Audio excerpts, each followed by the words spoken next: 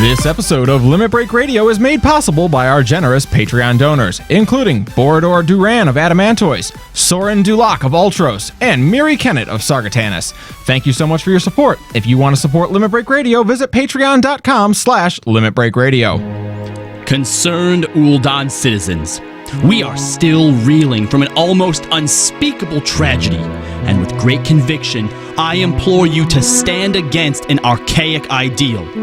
I speak of Aethernet neutrality, the concept that Aetherite crystal networks should be usable by any common thug, would-be murderer, or potential rapist. Yes, Aethernet neutrality is an albatross that hangs from our necks like a gobu in summertime. Being able to access Aetherites without any oversight allows criminals to rape, murder, and pillage our children and then teleport away in a flash. Sounds crazy? When the Sultana was poisoned, did the Royal Guard catch the would-be assassin? No. He could be out there right now, poisoning more nobles and Aethernetting to safety. Aethernet providers must be allowed to monitor, register, and remove users at will in order to protect Ul'dans. Do your part. Pressure your local magistrate and tell them you are against terrorism. Down with Aethernet neutrality. Paid for by the Anti-Aether Neutrality Coalition with syndicate members of Time Aether, Aethercast, and AT&T Aether.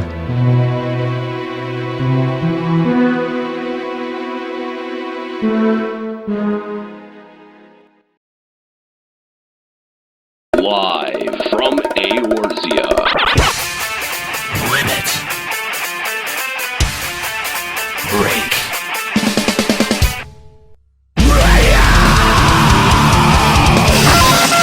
With your hosts, Nero. Now behold the horror you have wrought. Kahlo. I said don't take your clothes off. Juxtaposition. I don't get it. Ascalia. Holy shit, totally forgot about him. And Mika. Oh my god. LimitBreakRadio.com. 5, 4, 3, 2, 1. Welcome to Limit Break Radio, episode 111. Thank you guys for joining us live here at twitch.tv/Limit Break Radio, especially on this Mother's Day. Let's kick it on over to our Eorzean studios. If you want to join us in our Eorzean studios, you can do so on the Sargatanis server. That is the 5th Ward, plot number 30.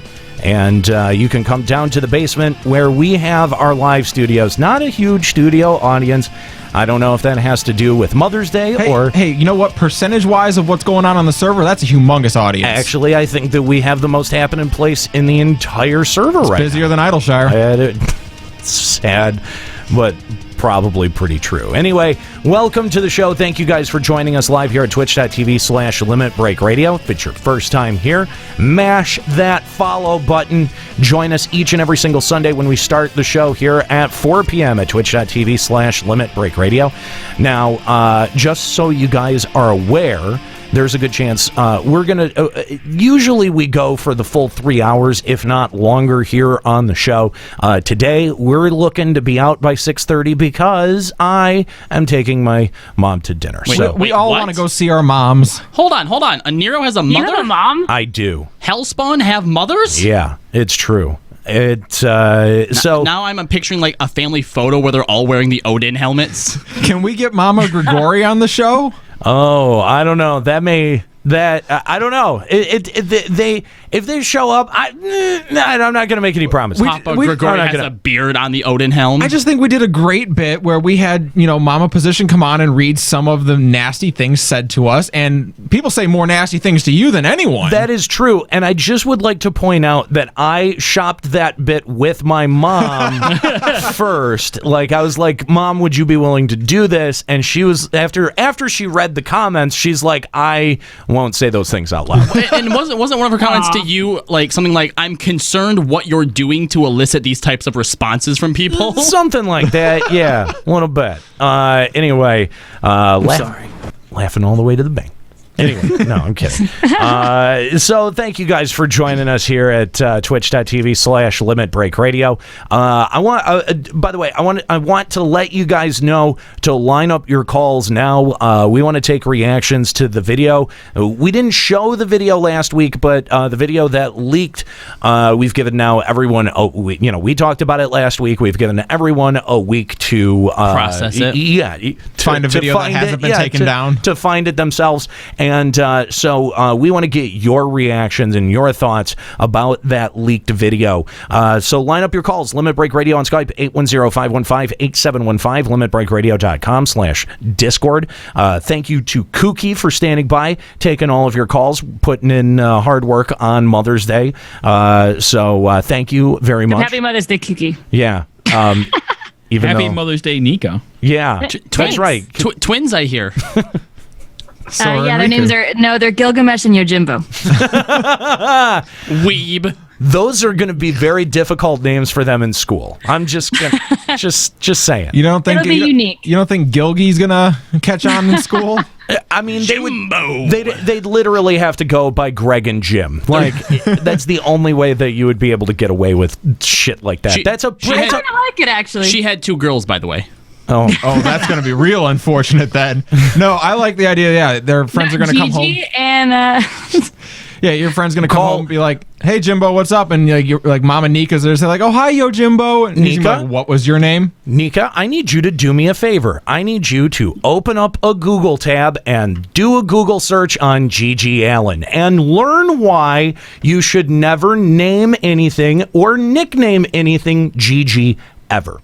oh gosh. Yeah, it's pretty grim. Anyway, so thanks, guys, for joining us. If you're interested, there is a Limit Break Radio subreddit. I have not been there in a long time. Is that still a thing? Is it still going? Is there still stuff people there? still do stuff there, like satanic rituals, sacrifices? Who knows anymore? I barely even go to Reddit, to be honest with you. Anyway, but that exists. You can find that at our Limit Break Radio. Also, by the way, we are supported. This entire show is supported through your support over at patreon.com/Limit Break Radio. Before we get into the news, a couple of things I want to address. First of all, the Patreon, if you have listened to the show for any amount of time, and if you enjoy our, irreverent, go fuck yourself humor, then consider going over to patreon.com/Limit Break Radio and giving whatever is comfortable for your budget. We do a monthly program, and if you give even just $1 a month over at patreon.com/Limit Break Radio, then you can get access to some of our bonus content, like green room videos, high quality checkpoint radio on demand shows, and various other things. We try to find stuff to put up there all the time, but I just wanted to make a point, and we had made this on Final Encountercast, but I also wanted to make it here too, is that I have noticed that, and especially I think it's even more pronounced now with the YouTube ad model kind of collapsing in on itself, that Patreon, the people who who produce shows like this or podcasts, and have big noticeable Patreon accounts, a lot of times what they do is they will take their main product and they'll make it exclusive first for their patrons. Like, their patrons will get it for like 3 weeks or 4 weeks or a month or something before everyone else gets it. And I just wanted to point out that, in the history of Limit Break Radio, we've never done that. We've never believed in, giving some people preference in content versus others. Like, a long time ago when we were an FF11 show, we would just put up the raw file for people first, but there was a ton of editing that went into the 11 show, and we would definitely, we wouldn't hold that back. We would put that out for everyone. And that's still very much a philosophy philosophy that runs true to this day with Limit Break Radio, that we truly believe that the thing that we put out there is, that's our product. That's our strong suit. That's what we do best. And we don't want to hold that back from anyone, even for an additional day. We want to get that to everyone as quickly as possible. And, the reason that we're able to do that is through your support over at patreon.com/limitbreakradio. It ensures that, the next episode is there each and every single week.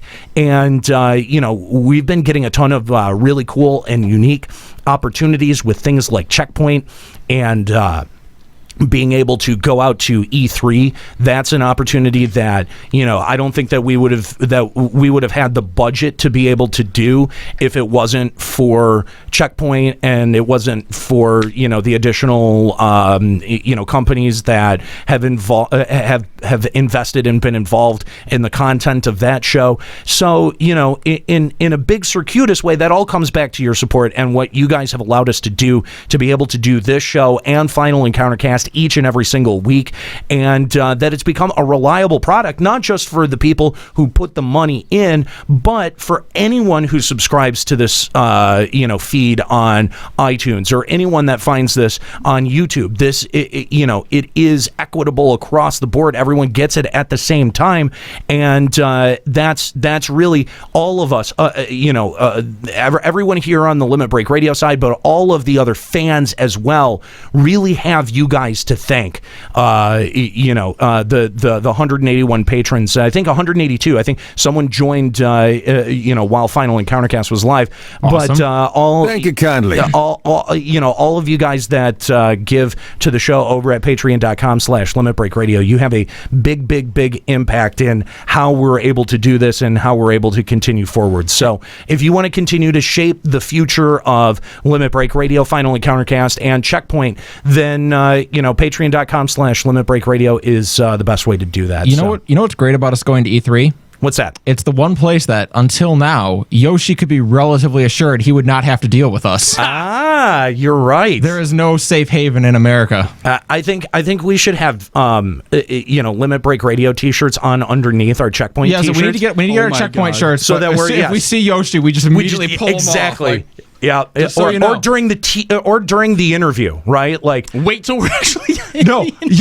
We have to get Checkpoint radio shirts that look like our Limit Break Radio shirts, but it says Checkpoint, and then one at a time during the interview, we just sneak off a little bit and change shirts until all of us are suddenly wearing Limit Break Radio shirts. This is a brilliant goddamn plan that we are talking about in a very public forum. Just saying. There's no way. He already knows about. No way it'll ever work its way back to him. Nah. We're pinky in the brain, aren't we? Sarcasm. A little bit. Damn. Yeah, we did just blew that one. Pinky in the brain. Thanks to Scalia. Anyway, sorry, brain. Anyway, real quick, because we've been talking about it for a minute, but the postcards from Eorzea. Kyle, do you have an update for that? I do have an update. So obviously the first one for this new set has gone out, and it is the piano player, Bach. He's called a pianist. He's sipping a latte, reading the newspaper, and there's a naked Makote in the back that I guess he finger banged because he probably gets more pussy than all of us. And man, Bach's next, getting it done. Right? I mean, he's a demon. Come on. And all without leaving. Course, hey, there he is. So yes, next on the docket is going to be Pops. Oh, okay. All right, cool. I like that I've stolen yet another thing from Skuro, and that he was possibly going to be next month, and I just went, no, that's not happening. And also, there's probably going to be a lot of skin in this one as well. Not wrinkly skin either. Wait, I was wait for Pops? There's going to be a lot of skin? I thought there was going to be a tombstone. Okay, just as a tease, this postcard is basically positing where Pops has been this whole time. By the way, you can see previews of the art over at our Facebook page, facebook.com/limitbreakradio. So definitely check out social media. We will we'll every once in a while put up preview images of all of the postcards. Mm-hmm. But being that they're exclusive, you know what I mean? We should definitely we should have the previous month's images, those preview images. Mm-hmm. We should have those on the Patreon page. I will look into actually putting the previews like somewhere like where they all are, so that way we can actually direct people to some place. I think on the Patreon page is a good place for them. But just so people can get an idea of what has already happened. But the thing is that they're exclusive. If you missed out on them, you missed out on them. And then, if you invest at, I think it's what, $20 a month? $20. $20 a month over at patreon.com/limitbreakradio. Until the next Fan Fest happens, and then you can purchase it in the cash shop for $30. There you go. But it'll be a different color. There you go. All right, let's check out what's going on in FF14 News. This is a Limit Breaking News Update. God, I always wait for someone to pick it up after I run the news production. That's the only problem with us doing FEC first is you get in that trend. And now we have Checkpoint where I pick up both the news ones too. Exactly. You don't like doing the news on your own? It's not that I mind doing the news. You always look really awkward. While you're waiting for that production to be done. Well, that's so serious. That's the thing is I'm waiting for somebody else to speak, and then I'm like, oh yeah, that's right, we're waiting on me. It just for some reason I get into that mode, and I'm I can't even hear it, so. Nobody cares, Nika. You're here? When did you get here? Okay, so I'll start with the news then. We got 5 more weeks remaining. 5 more weeks remaining. 5 more weeks. Listen, you don't get to do the news. I think it sounds better when we throw to someone. Yeah, I agree. I think overall it's because it's weird because you lead into the production, you play the production, and then you come out of the production. You're basically saying, and now let's go to me with the news. And it's my voice on the production too, so it's even more weird. It's weird. Okay, if you guys didn't interrupt me, I was doing the news. Shut up. Anyway, so yeah, I think announcing the heavens. I think up. He's right. One of us should do it. Yes, one of you guys. I volunteer. No, I'll do it. No, he didn't even point at you. He pointed at me and he pointed at Ascalia. And Ascalia already does the news on 2 shows. You're not allowed to do it. He's pointing at you to the people in the news. Well, guess what? I think he was pointing at me. I'm so fat that I pointed at me because I'm there twice, so I get to do it twice. What? Stupid now, bitch! I think you know what that is? What? That voice. Have you guys seen the SpongeBob meme that's going around? Oh my god, it's so good. That's him. Why are all the best memes SpongeBob without I don't fail? know. It's true. Hate it. It's true. SpongeBob. What? I do. How did you I've hate never SpongeBob? I've never It's liked terrible. Nickelodeon. That's how No, you hate it. SpongeBob is amazing. I've Tom never Kenny liked- is amazing. I admit, never liked I Nickelodeon. admit, I didn't like SpongeBob when it came out, but as I got older, I liked it more. Yeah, that's the thing is I think I've appreciated it more as I've grown up. Let me ask you this: how do you feel about Squidward on that show? Oh, I love him. Exactly, He's my because favorite the older character. you get, the more you sympathize with Squidward, Yeah. the more SpongeBob becomes the villain. To be fair, I also you know that? I also never gave it a chance because I just don't like Nickelodeon. So it probably is good, but I like how we've run out this entire music bed not talking about a single iota of And we FF14 actually have a lot of news today. I know. You're fired. So do you want me to start the news now, or did you want to do today? I mean, if you want to Run the production again, and then Cal will pick it up. I mean, if you want to take it over, man, you can take it over. You want to try it? You want to see how it feels? Yeah, let's do a dry run. All right. Obviously, I'd prefer set stuff up beforehand. All right, okay, here we go. Let's check out what's going on in FF14 News. This is a Limit Breaking News Update. So, Wow, really great job there, Kyle. I'm so glad you're doing the news. Oh, no, it's saying the heavens war job. you jackass. So, in Final Fantasy XIV news this week, Square-Enix has announced the Heavens Dub Contest. Now, this is not the first time they've done this type of thing. This is the contest they had it for Realm Reborn. Did they also do one for 1.0? I don't think so. No, well, they did one for, going into a Realm Reborn. I don't know if they did one for Heaven's Word. Did they? Yeah, they did one for Heaven's Word. I was going to say, I'm pretty sure this is the third time they've done this contest. Yeah, but I don't think basically, you can take a cutscene and dub over it with your friends, up to 3 people for some sweet prizes. And there are 2 categories: the serious reading, which you actually have to read the actual text verbatim, or the comedy reading, which you can make it up yourself. We have to do this. Can I do it naked? No. Stop it. Yeah, no, definitely not. Hang on. There was some kind of voiceover contest in 1.0 because I entered. I swear to God that I had entered. It was the. Are you sure you weren't high? I remember the one that happened like before Heaven's Word and during Realm Reborn. But Juxta, I was definitely high. I mean, that's pretty much all the time. But no, I'm pretty sure that there was one for 1.0. Did they have voice acting in 1.0? This has nothing to do with voice acting. No, it was like a trailer. Oh, okay. Did Or they have something like graphics that. in 1.0? No, it was. Did they have color in 1.0? Was there color? Yeah. No, Escalia, it was a mud. What was that? What was the native resolution of 1.0? It was like 420 or something? Bite me. I like how you're citing like the resolution of Myst. Good job. Like, good times. Nothing's been that resolution since DOS. Also in the news, it's a pose off. Square-Enix has released what is essentially, it looks like a how-to to use group pose function. They probably added a bunch of new stuff too. I'm going to assume that Nika, this is probably right up your alley. Did you take a look at any of this? No, I didn't even realize this. I've just been killing myself by doing a second anima for I don't know why, and I have not paid attention to anything else. How? Are you mental? They've lowered all the restrictions, and I had like a whole bunch of beastman stuff sitting around to get like all the my crap like right away. So I'm on the stupid sands and Umbright phase again. So, but but again, like how are you getting the cues to do this? She's a tank. What do you mean? She probably still can. I mean, for grinding lore, I've been doing it on a mix of tank healer and monk. Oh, just the server pop is just so depressing. Yeah, I was telling these guys earlier, like, I logged in on Friday to show my girlfriend something in the game, and, like, I logged in Idleshire, and there were not even 20 people on my screen at login. And there was, like, no one logged in the FC. There was, like, 2 people logged in the LS, and one of them was UAFK, Nika. And, like, I just, out of curiosity, I queued up for an extreme roulette, and, yeah, my wait time was more than 30 minutes. God damn. So if I've been playing after 9 p.m., it's been really rough. But if I play, like, yesterday, I played almost all day yesterday, and my queues were fine. Okay. Maybe I just caught it at a bad time. It was like 2 p.m. on a Friday, so I guess it could have been awful. But Because people work on Fridays, so there's... Still, but that didn't used to be a problem. I used to be able to play at 2 on a Friday. I'd say play on a Saturday when everybody's home and see what happens. It's easier to get a group in 11 these days. But that's the thing. Like when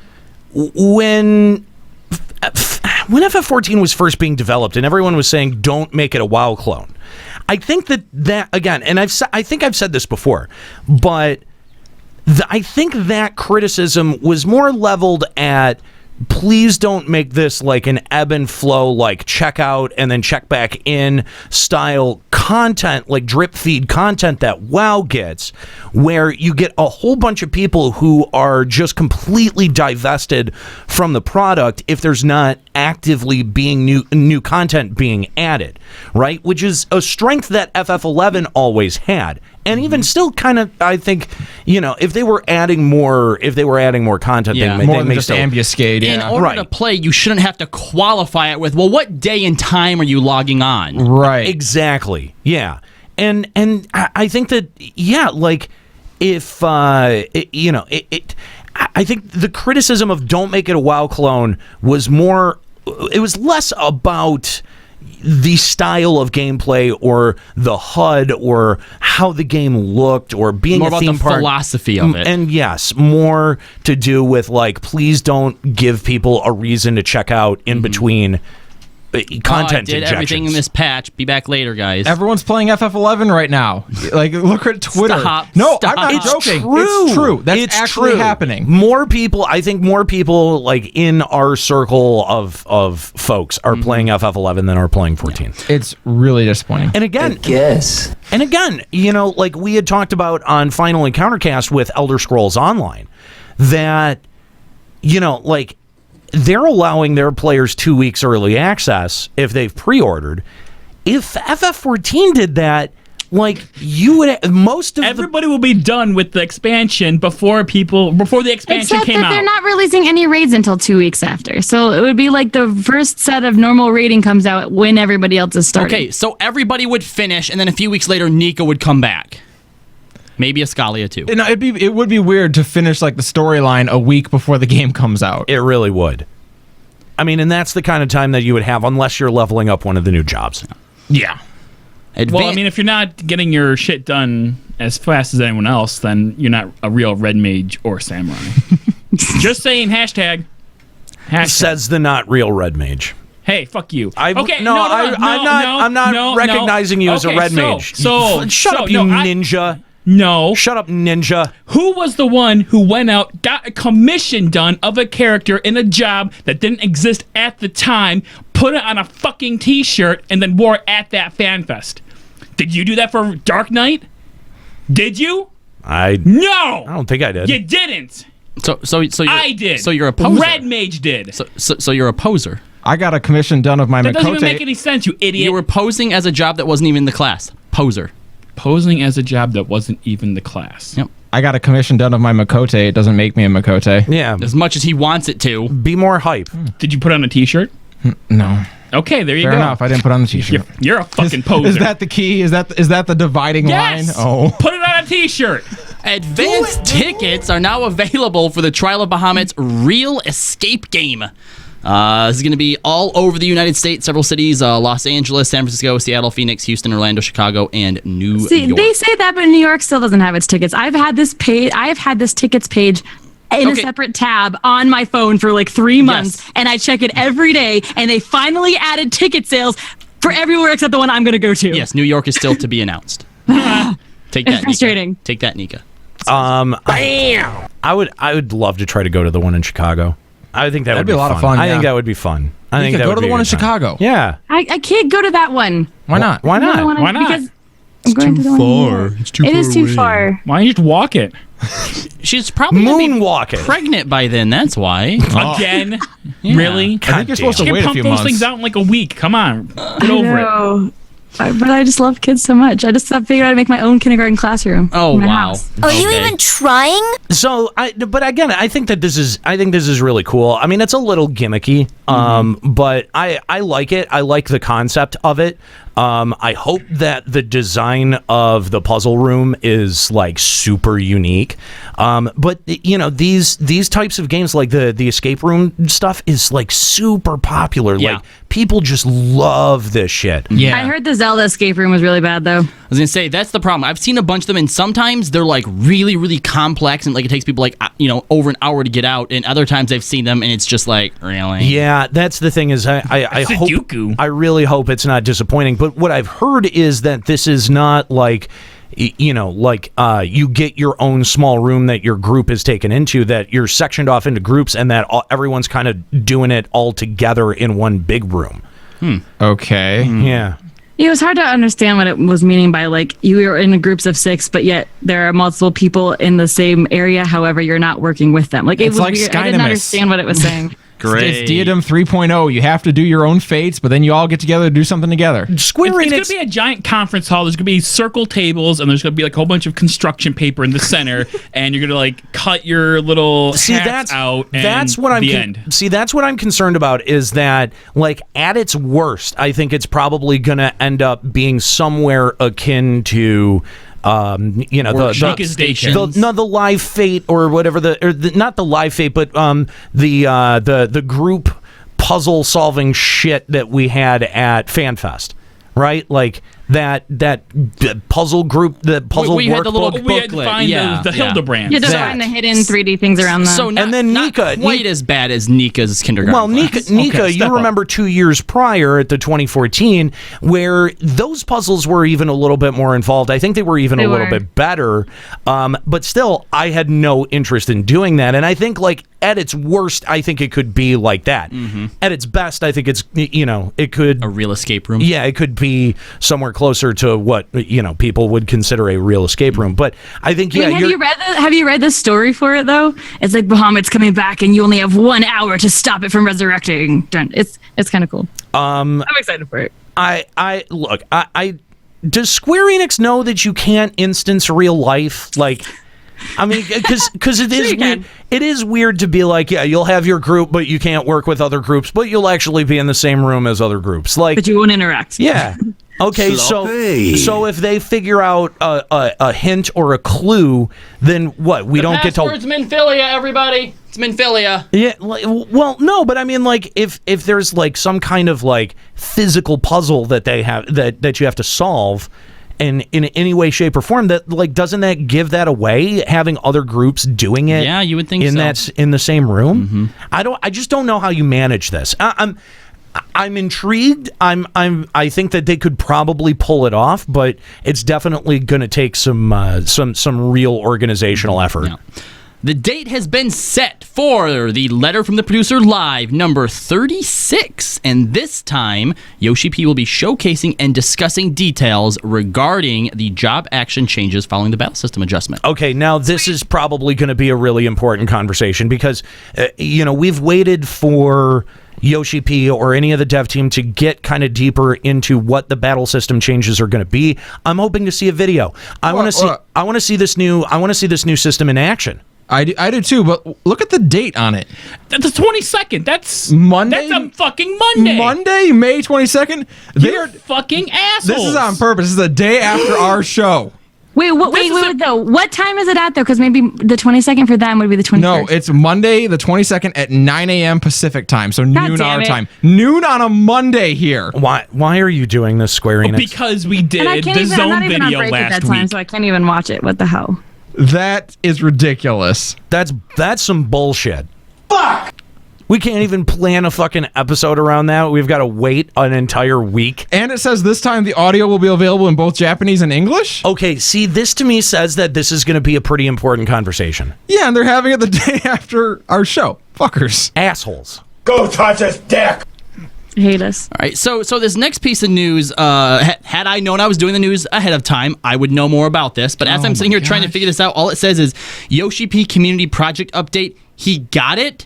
So yes, apparently they made a fan project where people would submit fan art and cosplay pictures and notes of appreciation to Yoshi, and they put it together into a giant book and mailed it to him. And so on Reddit, they posted screenshots of him like looking at it. Oh, cool, good for you, Reddit.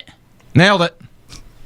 I mean, that's kind of cool. Like, it makes you wonder though, like how much he realizes how much we appreciate the game, how much we love it, and I wonder if that says that either he's gonna be like, oh, they're gonna love everything I do anyway, so whatever, or if it means okay, they really love my shit, I need to get my act together. I don't know either. I don't know. Hopefully it's the latter, because I think that he's starting to run dry on the former. Anyway, so just real quick, someone in HP in the chat saying LBR special date and time Tuesday, May 23rd. Nope.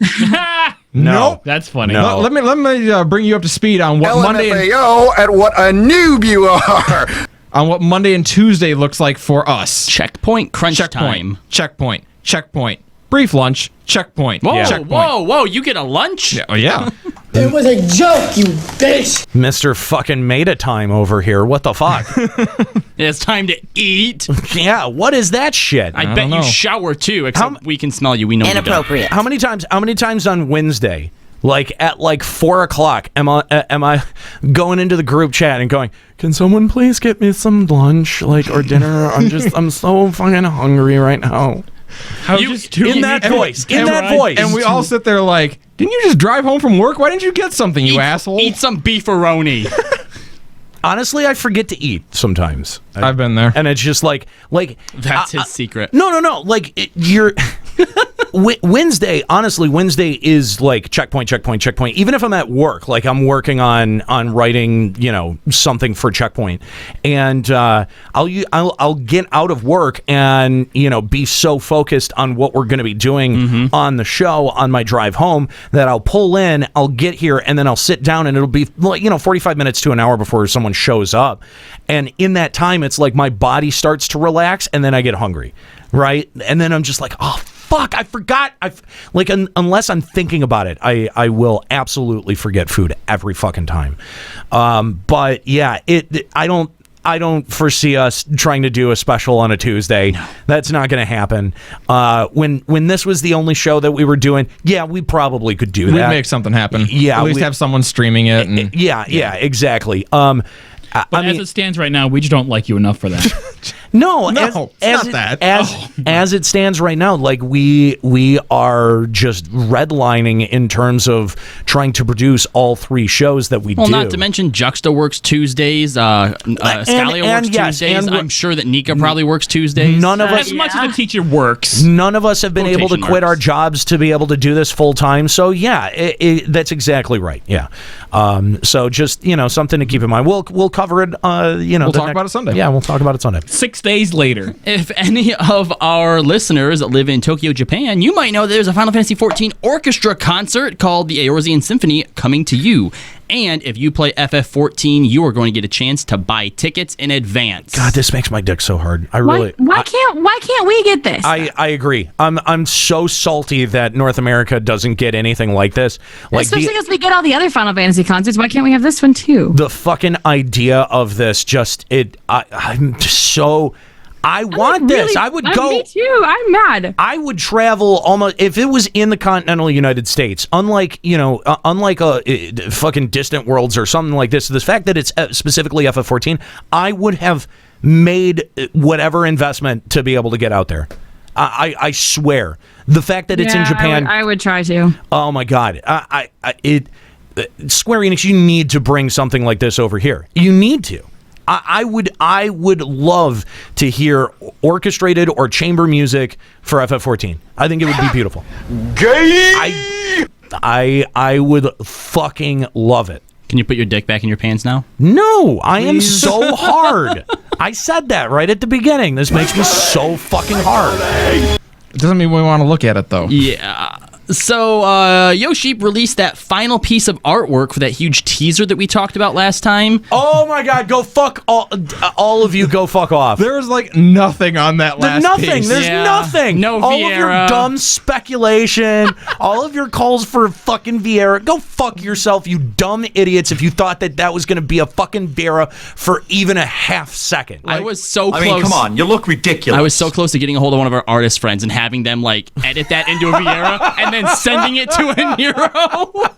That would have been good. That would have been really, really good. I'm almost proud.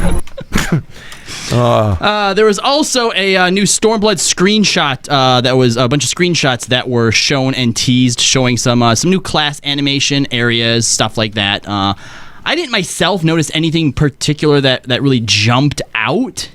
It just looks like a whole bunch of special effects that you can't really garner any kind of information from a screenshot. Yep. But here we're gonna put them up here on screen for you really quick to show you. I mean, they look pretty, but pretty boring. Again, nothing really jumps out. I mean, look, some of them were even done. That one's in Limsa, right? The Dragoon jumps out. Shut up. Here we go. We see Lalafell. Again, with the Lalafell. Stop with the Lalafels. That's his character. You know what? He needs to change it. He needs a better character that shows off what fucking gear actually looks like. I'm glad I took all those child-grabbing classes. Wow. So, yeah, we see Lalafell Samurai and Kugan. And we see the Aetheryte Plaza down below. And it's just, I don't know. I just think it's kind of unimpressive, especially at night. I mean, yeah. Why would you do it at night? I don't know. Okay, all right. At least use your new camera features. So we see what is that? Black Mage? Black Mage. Black Mage. All right. Black Mage. Doing something. Okay. Making a boom. I don't really know what this is. I mean, Red Mage? Yeah, Red Mage. No, that's not Red Mage. This is Red Mage, yeah, for sure. I think that's Red Mage. Yeah, that's definitely the sword. What's that effect? Is that like maybe from a cutscene or something? Maybe. Like it's zooming into them? That's more G-pose. Maybe G-pose. Maybe G-pose. We got a Lancer here. Oh my God, yeah. How many people could we get to band together and send Yoshi a Fantasia? Oh my God, yes. Get everyone to send him one, please. Please, for the love of God. Flood his inbox with just for no other reason, just so that we can see what gear actually looks like. Like, it's so frustrating to see it on a fucking Lalafell. And then, what? Okay. I mean, this is just like, why would you? Why did you even try? Why would you even put this out as a screenshot? This is so unimpressive. I mean, lens flare. Fuck off, lens flare. You got filter power. Use it. Sweet flare. There you go. So, if you were curious about those screenshots, no, is it because it's a bard playing a flute? We don't have any bards playing flute. That is a bard playing a flute. Okay. It's a new thing. Oh. It'll be interesting. Well, that's really insightful because bards and playing musical instruments is a big component of the bard class. Unless it goes, Well, except all of the friggin' things the bards play in this game is literally just our weapons kind of have strings on them, so we harp. unless it goes do do do do do do do do do do do do do do do do, and I don't give a shit. Dude, how amazing would that be if just I don't give a one song fuck. was that? That'd be amazing. No, not even that. It has like a chance in 1 in 1,000 to play that song. I would dig that. Oh gosh. I'd be a fan. So this next announcement is pretty big, guys. We thought that we would be waiting till the next expansion, but a fan fest has been announced. What? That's right. In October in Seoul. Where? Wait, like Korea? South Korea? Yeah. In Seoul? Yeah, Do they even have the game there? they're having a fan fest in Korea, guys. You I got didn't me even know so they had excited, you piece of shit. In October, fan fest. Be there or be square. What? Why? Why does Japan need another fan fest? No, Korea. South Korea. It's not Japan. Well, it's the same. No, it's not. No, China and no. Japan, it's all the same language. Stop. It's, No. oh my God, no. No, put the brakes on. Don't do this. What are you doing? Hi. Hi. So racist. Jesus. Unbelievably racist. What are they going to talk about over there? Over the What? Over there? What? Is Well, they're not over here. is What South kind of stuff Korea? are they going to announce? Hold Are they on. going to announce it for the whole game or just for like their specific version? of the game? That's what I'm saying. If they're behind us in the release date, I guess technically they could be like a Realm Reborn fan fest. Look at all this new stuff you guys are gonna get. Ooh, get Well, high. I think That the everybody else Korean already and has. Chinese versions are totally separate servers, right? So like, but the thing is I'm sure that even if they're behind us in the release dates, they still heard all of the announcements at ours. So yeah, that they keep up on that kind of stuff. yeah. And lastly, the Square-Enix financial results briefing went out, and this is a good year for them. One of their best years yet. 256 billion yen in net sales. That is a 42.7 billion yen increase from 2016. They attributed this to some of their big blockbuster games like FF15, Deus Ex Machina Divided, PS4's Rise of the Tomb Raider, and apparently they brought in 22.7 billion in subscriptions, which is actually down from the previous year, 31.6. So, and that's between both 11 and 14 Dragon and Dragon Quest. yeah, sorry. 10. Yep. Yeah. Which that's not a big. I don't think that's a big surprise. No, they didn't. Neither of them had expansions last year, so Yeah. yeah. I don't. Do you think we're going to see much of a rebound with Stormblood? Maybe. Yeah, I think so. How long lasting it'll be, I don't know. Yeah. I mean, because Dragon Quest X is sort of on its way out. Like, I think the cycle has sort of run dry for that game. I think 2018 will be the year 11 finally keels. So No. I don't think so. I don't know. I really. that thing's never going to die. Yeah, I don't ever see them shuttering it. If they were going to shutter it, I think they would have already. Really? Yeah. I feel like They're they still would have updating. after Seekers of Adeline was like over and done with. Yeah. I just got an email when we left the show last week about the May update. yeah, but those updates aren't like what you're thinking. It doesn't matter. Someone's still doing code for that Yes, game. yes, it's the guy who made Lords of Verminion, and on his spare time, he goes and codes the monthly update. Okay, Heroes never die. It's not a hero. Well, monthly updates. I mean, what are they adding? Like, they just add in. It's new, not monthly. It's Okay. like quarterly. It's quarterly, and it's new floors for Ambuscade. This game would be like if you took the Necronomicon and like threw it into a volcano, you would go home and it would be sitting there on your desk again. I'm just. That's what FF11 is. It never go. I didn't even know I was subscribed to an FF11 email newsletter, guys. I just. yeah. Man, I don't know. I don't see it. I don't see it ever folding. I don't see it ever. Like, if it was going to happen, I think it would have happened already. EQ is still around. Wow, that's pretty telling. Is it? No, I thought that shuttered. EQ. I mean, it's probably Ultima still up. Online, is that No. still around? Ultima Online Okay. definitely is. All I right, think see? EQ actually is still around because I think it actually has still a higher subscription base than EQ too. Ouch. That's brutal. If I'm not, Give it a 10. if I'm not mistaken, I might be mistaken on that. I don't know. It's been a while since I've gotten a really good lay of the land in terms of what's a current MMO. I can't name that many that are legacy that were around like 2 or 3 years ago that are not Here's around the thing. anymore. They still have the free-to-play card, and then it'll still be going for a while because that'll get a bunch of people to suddenly come back. You know what? What would you microtrans in 11 though? What could they you would just put it microtrans? free to play for a year or two till it just dies. It's never dying. Yeah, that's the thing is I think it'll go free to play for a while before it totally goes. And the fact that it's not free You to could play. easily microtrans new mounts and outfits. The fact that it's not free to play yet makes me think that it may never happen.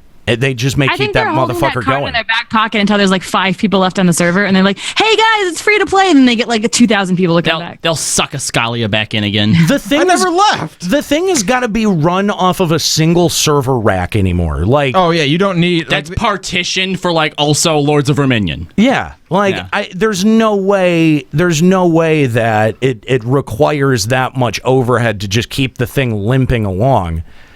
Hell, I fucking pay the whatever, the $10 or whatever a month. Yeah, I'm still stop that. I'm still sub to it also. I don't think I ever stopped subbing. Wait, you didn't stop paying after our like farewell 11 episode last year? No, I'm still there. I completely unsubbed after that. I logged in like 2 weeks ago. Okay, that's how it's still making money. All right, people may not play it, but everyone's still paying for that motherfucker. You're right. It is more of an inconvenience to cancel it than it is to. Here's the thing. It takes 30 seconds. No, here's the thing. It will shut down in 2019 when all those credit cards have cycled out and people get their new credit cards. There you go. That's when it'll finally run out. I could see them sitting at like the meeting and someone mentions like how much money they're making off of subs on 11 and someone just goes, "How?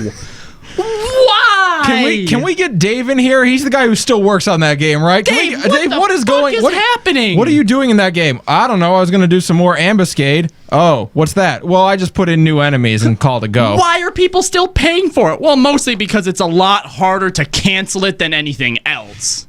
I mean, I shut down like 2 of my alts or 2 of my mules.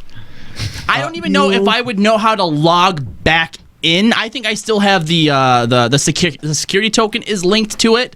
So I bet if I called them was like, look, it's all linked to your Square-Enix account. It's all now. you just go into your Square-Enix thing. Oh, okay. So I wouldn't have to go through Play Online bullshit? No. Yeah, that's the thing. You still have to go through Play Online, but you use your Square-Enix info now.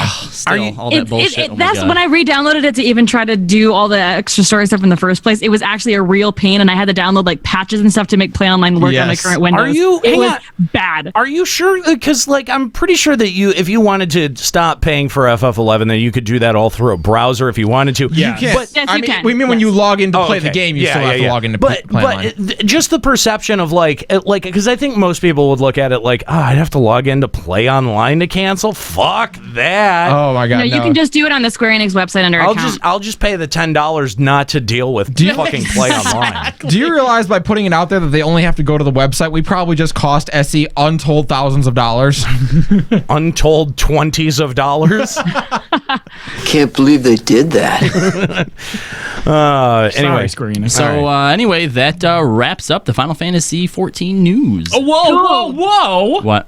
One very important thing you are forgetting, good sir. Oh my. Why does he sound like Yoda? Yoda? Ooh. What am I forgetting? Well, clearly in approximately 7 hours, it's going to be a very special someone's birthday. Wait, what? Whose birthday is it? What birthday is it going to be?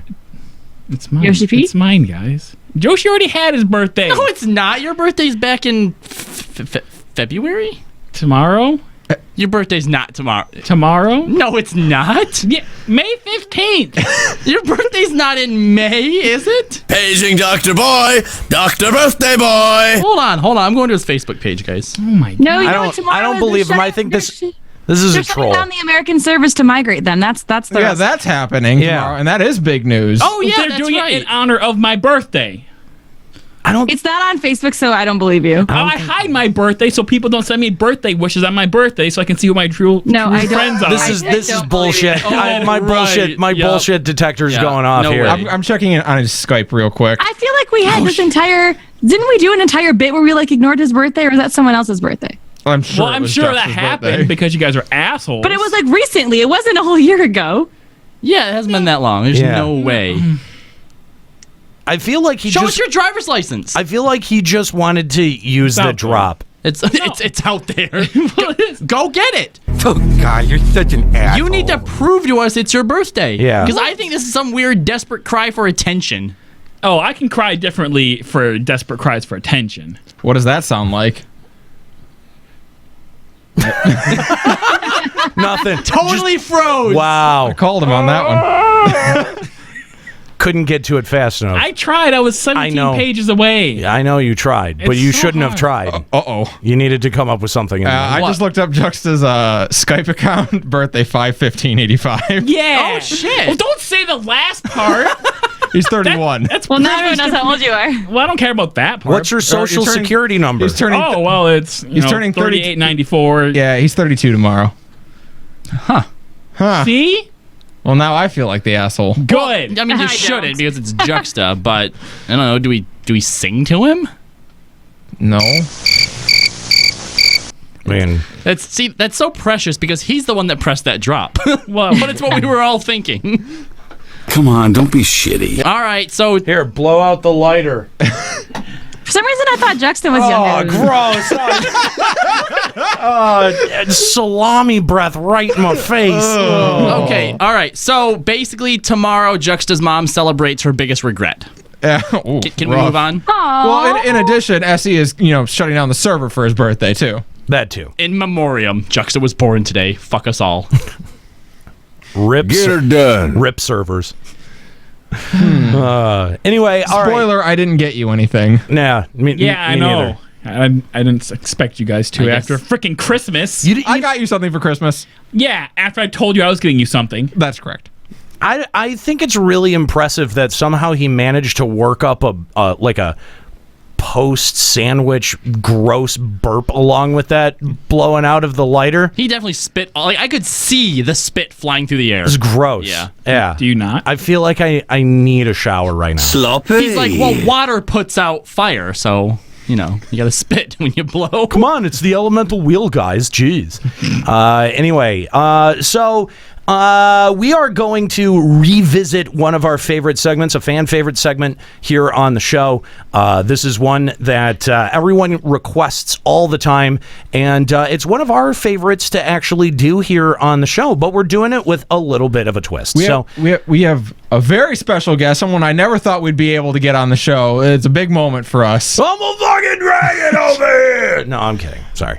No, we do actually have a very cool guest joining us today. Really? Yes. Wow. Nika. Yes. I'm just saying what everyone's thinking. Yes, we do. Joining us now is NPC. What's going on, NPC? How's it going? Hello? Uh-oh. Are you there? I'm like, Like he's a non-player character. He can't speak. we with us. left him on the line for so long. He actually left. Thank you for visiting the city. Hello. Hey, what's up? What's up? What's up, NPC? We appreciate your time today. Now, I think most folks will know NPC from his epic Idleshire remix that we played.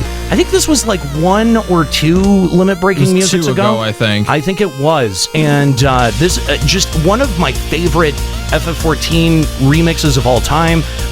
We've also played his Lost City of Amdapur remix on the show before, and we're super excited to have him joining us now for a special edition of Limit Breaking News. Music. I don't ever say anything. Thanks for having me. Yeah, thank you for being here. We appreciate you being along. So, what inspired you to get into remixing for FF14? Just playing FF14, grinding day in and day out. Just the music in the game is just incredible, like just in general. And I was already remixing music for other games, so I just kind of figured, hey, probably should do this too. Well, there's no doubt that Soken's music is unbelievable, and a lot of it is really ripe for remixing. Absolutely. It's so good. Is that what in particular? Like, what was the first track that you heard from the FF14 soundtrack where you were like, man, this is just great remix fodder? Honestly, Lost City of Amdapur, like that song gave me chills the first moment I heard it. The entire atmosphere of the just level design as well as the music. It's just, it's unreal. And I think that your remix really reflects that with how much of the original track you sort of leave in there, at least to lead off with the remix, and then putting more and more of your touches onto it. The layers that get added into that, specifically on your remix, is really awesome. Just the way that it builds and builds. So your style, is really pretty attention grabbing, especially in the world of remix music, because you have this really kind of cool active rock vibe that you bring to remixes. It's like an equal mix of chiptune and like amazing rock drums and this great contemporary rock sense. I take it, are you a drummer? You've got to be a drummer. I am very much a drummer, yes. That's the main instrument for me. Beyond anything else, drums are just my go-to thing. I think that it shows, because believe me, that's what you have the most talent in. Not to say that any of the other pieces of arrangement suffer at all. They're equally as good, but I mean, just the drums are phenomenal on your arrangements, something that I've always really, really enjoyed. What are some of the other, remixes that you've done that, that you're really, really proud of, that you think would give people a great introduction to NPC's music? Outside of Final Fantasy stuff? Yeah. I've done like some Undertale things that got really popular for some reason. I don't know if anybody's heard of that game, but I love your Undyne music. It was so good. Thank you. But those are like probably good go-tos as far as anything I've done. I've done a lot of games, so it's kind of hard to really pinpoint like a good starting point outside of just digging right in. But you mentioned Undertale, and that really is a good jump off point. The game was immensely well received, and the music in it such a big part of that. Yeah. Undertale kind of helped me get any kind of notice at all. So definitely go for those. If you like bad internet memes, there's a Flintstones remix that also does Never Gonna Give You Up by Rick Astley, but no big deal. Well, there's a couple of tracks that I've seen, and I think that you're attached to them. They're like mashups. Butt stunts, is that another moniker that you go under? Oh God, okay. Yeah. Okay. Is that where you got that from? It is. It's 100% where I got that from. But here's the thing, though. There's a mashup that you did that was Death Grips and Evangelion's opening track. That when I heard that, I was like, this is the greatest shit I have ever heard in my life. It's like I wake up and listen to that song. That's like one of my regular all right, I'm gonna get the day started and I'm gonna fucking rock some butt stunts this morning. It's wow. I know phrasing, but I'm a big fan of that kind of stuff, man. When did you start doing mashups? Mashups I started doing as a joke back 5 years ago, and it just kind of kept happening for some reason. They're so good, man. I really genuinely enjoy them. And the name Butt Stunts, where did that come from? Because it's become a bit of a running joke on the show, so I feel like we should know the origin to it at least. Oh, good. Okay. So I was just texting just bullshit to one of my friends, and just random crazy word combinations just ass boat, dumb hole. Yeah, stuff like that, exactly. And just butt stunts happened, and I was like, okay, that's what I want to be. That's my life now. That's pretty amazing. Well, I'm sorry that we've co-opted it for Escalia. Yeah, we did. We kind of assigned it to Escalia. But I also want to talk about your original music, because those of you who have listened to Checkpoint Radio, you'll know that we actually use quite a bit of NPC's original music as bumper music for the show. and I was really drawn to some of your original compositions, like Too Late and 1124. Specifically, one of the ones early on was Zero. We used Zero a lot and actually fought for that to be the main theme for a few minutes. What do you find inspires you when you sit down and do an original composition? Man, I don't know really. I just kind of dump stuff into my my music program and just kind of hope it sounds good. But like, I don't know, I listen to a lot of music in different genres, not just electronic, but rock, metal, hardcore, just anything that sounds good, and I just kind of take influence from that and hope what I make doesn't sound like a big bag of ass. It definitely doesn't, because I mean, as we've said, we've used the music a lot on the show. We're a big fans and happy to have you involved with Checkpoint and everything.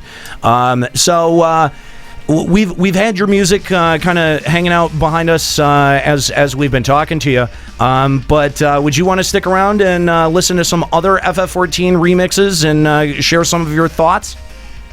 I would absolutely love to. All right, cool. So, just so everyone's clear, we've done limit breaking music more than a few times, and I'm sure that people are used to it being presented a certain way. Usually, I'm usually controlling when the videos start and stop, but so that Nika and NPC can hear the music played down the line, we're going to have to rely on Juxta. Yeah. So there will be an echo. We apologize for that in advance.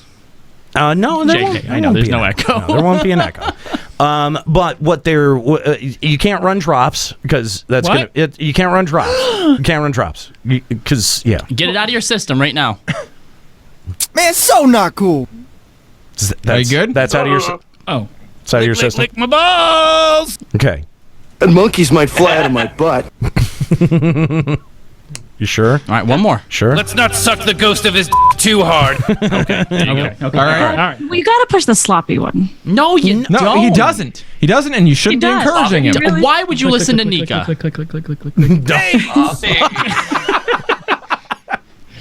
All right, so I'm still going to be responsible for the volume, but Juxta, you're gonna have to cue up the music. All right, so let's start with our first track here. This one comes from what is it? Ferdic? Fred K. Fred K. Oh, Is that could be. Yeah. I think it's Ferg. Is it? I thought it's Ferd K. Ferd K. Ferd. I don't know. Oh no, it's Ferd DK. Oh, okay. He's a DK fan. Is that it? It's Ford DK. For Donkey Kong, yeah. Yeah. So the NPC knows. Ferd DK. All right, so we're gonna check out their remix of Rise, the Alexander Prime final phase A12 fight, and this is the instrumental cover of that track. So Juxta, whenever you like here. I think this is one of the ones that I found, and just right off the bat, I'm like, oh yeah, and it gets so much better.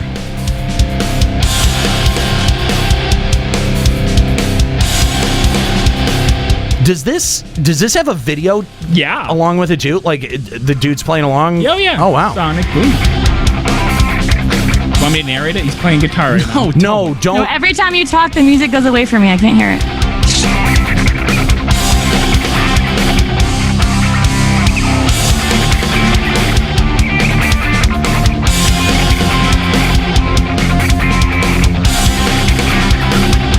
I definitely like the heavy rock vibe that's going on here. This would have made that 6 weeks way easier to get through, huh, Nika? Yeah.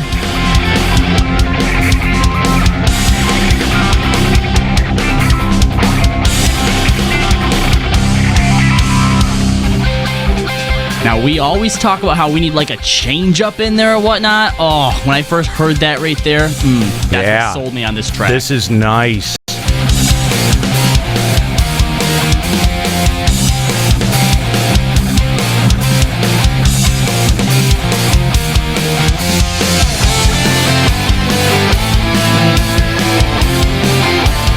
and that night, dude, that melody that just pops in there with that. Oh, dude, this is killer. Classic metal right there.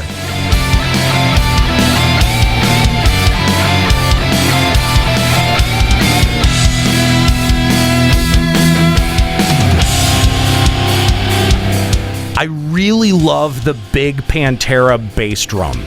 Like, that kick is just fucking phenomenal the way that that's EQ'd.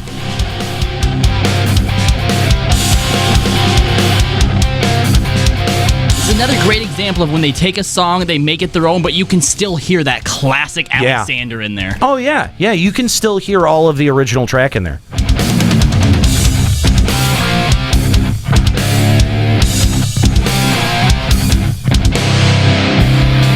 Oh, I'm using that E-Chug breakdown for something at some point. Now, I'm pretty sure on his YouTube it says if anyone wants to put vocals over top of this, feel free to go at it. Ooh, that's tempting. Yeah, so that if you feel brave enough to do the rap, feel free to use it. Oh! Awesome. I don't know, man. If you did it as a very growly rap, like a really like growly fast rap, sort of like, I don't know, like mindless self-indulgence type, like that may actually work. Oh yeah. You gonna do it, Annie?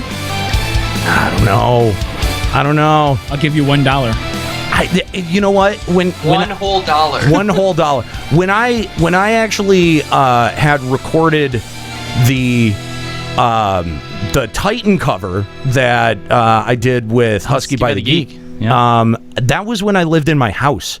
Like I don't think I could do that much screaming in my condo and not have the cops called on me. That's fair. All right, so I thought that was awesome. The only thing, and maybe we just talked over it like when it happened, the only thing I felt was missing was an acknowledgement of like the time freezes.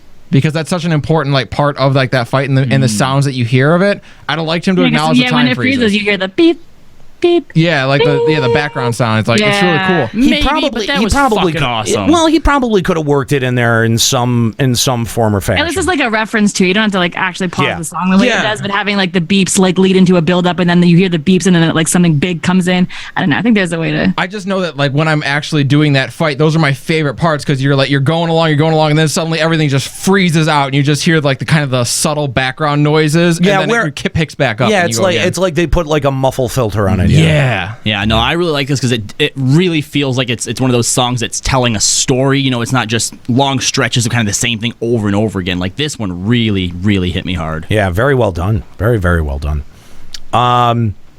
Yeah, I really like those like Pantera style kicks in there. I thought as it started to continue on, I thought maybe they were mixed a little bit high and taking a bit away from the low end. Because I really wanted it to crunch. Like I really wanted, like especially in that E-Chug moment. Like I felt like it could have been crunchier. It could have been crisper. At the Maybe same like time, a Snickers or a Hershey bar. Shut up. No, but he used that kind of that chug moment to kind of reset the song for the second verse. That's true. And that's like where I felt like it really worked well. Yeah, I liked it. I liked it a lot. Coolio. And NPC, I feel like. We didn't give you a whole lot of a floor. It's hard. I know we know it's hard to talk over Skype when we're playing stuff. Exactly. Yeah. Just feel like just get a muscle in there at any point. Yeah, for real. You guys are so like high energy. It's hard to just like break in there and be like, oh, hey, actually this. But okay, so it was really well done. But I definitely agree that there should have been like more focus on the time stop portions. Something could have been done interestingly that way. But otherwise, it was a really solid cover. Yeah, I think, and that's even like a post-production thing that you could do afterwards. You know what I mean? Like that's definitely. Yeah, that's definitely, that's not off the table. Someone could do that like right now with that track as it exists, and it would still be phenomenal. But I really enjoyed that. By the way, you can check out more of FFXIV. For DK. For DK. What's that banana for? It's for DK. The YouTube Good one, Kyle. Wow. YouTube.com/FerdyK16 and Twitter.com FerdyK's on Twitter, and Patreon.com/FerdyK if you want to support him there. All right, we're going to move on to our next track. This one is from MCN, someone that we've featured before here on Limit Breaking Music, and this is a new one. This is a remix of the Dravanian Forelands, which I thought was really interesting. Like, not exactly a track that would have jumped out at me right away. I think this was another one of the ones that I found, and when I first kind of turned on, I'm like, okay, all right, and then a little ways into it, like, it really grabbed me and pulled me in. But to Nero's point, like, when you if you were to make a list of songs from Heavensward that you want to hear remixed, I think Dravanian Forelands would be pretty far down there before you actually came to that one. It's not a bad song; it just doesn't spring to mind. Yeah, it's just not the first. Definitely. Yeah, not the first thing that exactly springs to mind when you think of remixes. Yeah. All right. So this, you can find this Our Paths. You can find it over at YouTube. I think that's where we're picking it up from. And all right, Juxta, when you're ready, let's hear the Dravanian Forelands Day theme.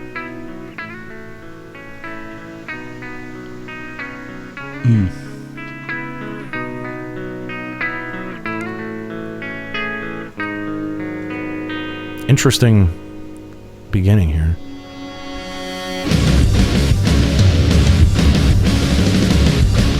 Wow. Right? Very interesting take on this. Wow. Oh yeah! This is like my Twilight over Thonalon for Heavensward.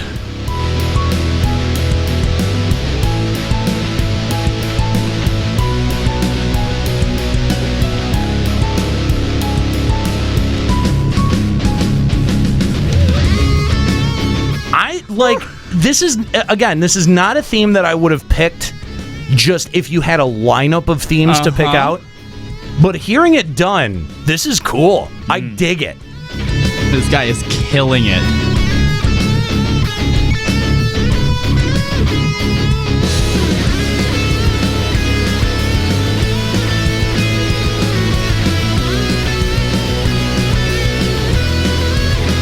Really gives me a Guilty Gear vibe. Yeah, yeah, I can hear that. Although some of the mixing is a little bit muddy. Yeah. Which well, you know what? It sounds like a game on like the Super Nintendo or the Sega to me. It sounds like 90s music that I would have loved. Yeah, definitely. What I like about it is every time I feel like I start to get used to what's going on, he shifts it up and it keeps it interesting every single second. Yeah, I like this solo here.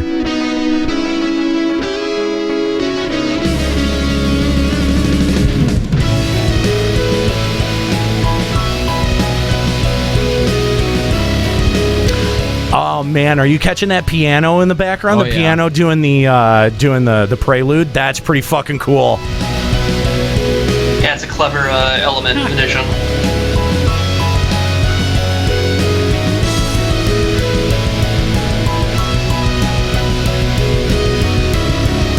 And then you got the double bass in there, the double bass pedal. I would love to hear this with better engineering though.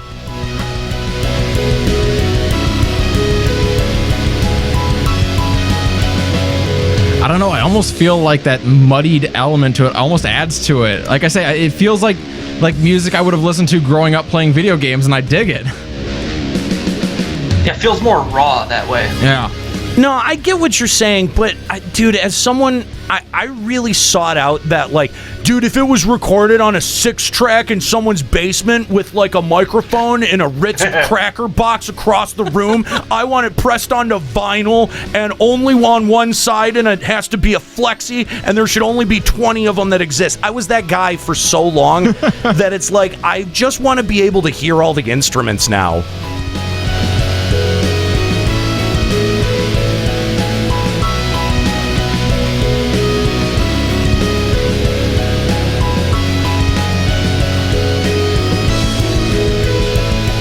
Called Our Paths because there are so many different instruments layered over each other. It's a bunch of the paths to take. Hey, yeah.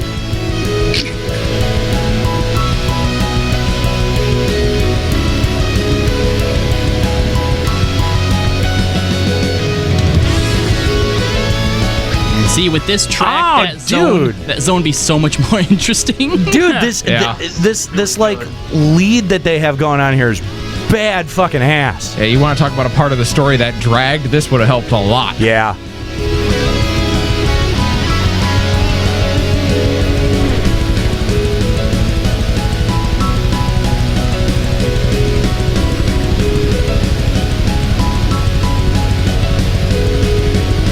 Now, and I get what you're saying. Like, I think that there are tracks that do lend themselves well to, like, a lo-fi feel. I don't think this is it. This is so, like, the concept is way bigger. You know what I mean? Like, I think the concept is too big for how it was engineered, especially with how many instruments are layered in there. The drums, it would have benefited so much from non-muddied drums. Just to have that crispness of a snare. There was no snare. All you heard was the double bass. Like, all you heard was the bass pedal. I love it, though. Like, the composition was fucking phenomenal.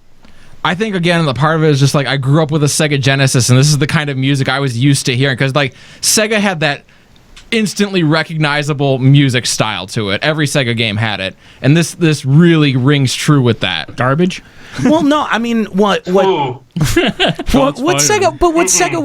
was doing, it was like chiptune. It was like chiptune Megadeth songs, you know what I mean? Like, or chiptune Slayer, you know what I mean? Like, if you go back and you play, like something like Symphony of the Night, yeah, which, I mean, that even had better instrumentation and more synthesizing choices. It has this very kind of distinctly like Slayer, but done with square waves. And I like that. I dig that. And this had a little bit of this, had a little bit of it, but I was hearing way more of the microphone than I was the actual track. Yeah. I was going to say, as someone who's not obviously into like engineering and stuff like this song really has everything that I want out of a remix. Because again, you take a song that, like you guys said, you never would have picked this to be a remix sound. Right. You can still hear the original track in there, but they've made it into their own thing. It tells a story all the way through. You're on your edge of the seat. Every time you start to get used to it, something changes up, and there's so much variance in it that this is probably one of my favorite songs that we've ever I agree with had the before. exception of near the end, before the final like transition. That one went on for a long time. Okay, that did go on for a little bit, yeah. But even the way it started off, like it didn't seem like that at the start, and when we were like in the middle, that was not the same track. No, yeah, oh, gosh, it definitely did do a great job. Again, the composition is top notch.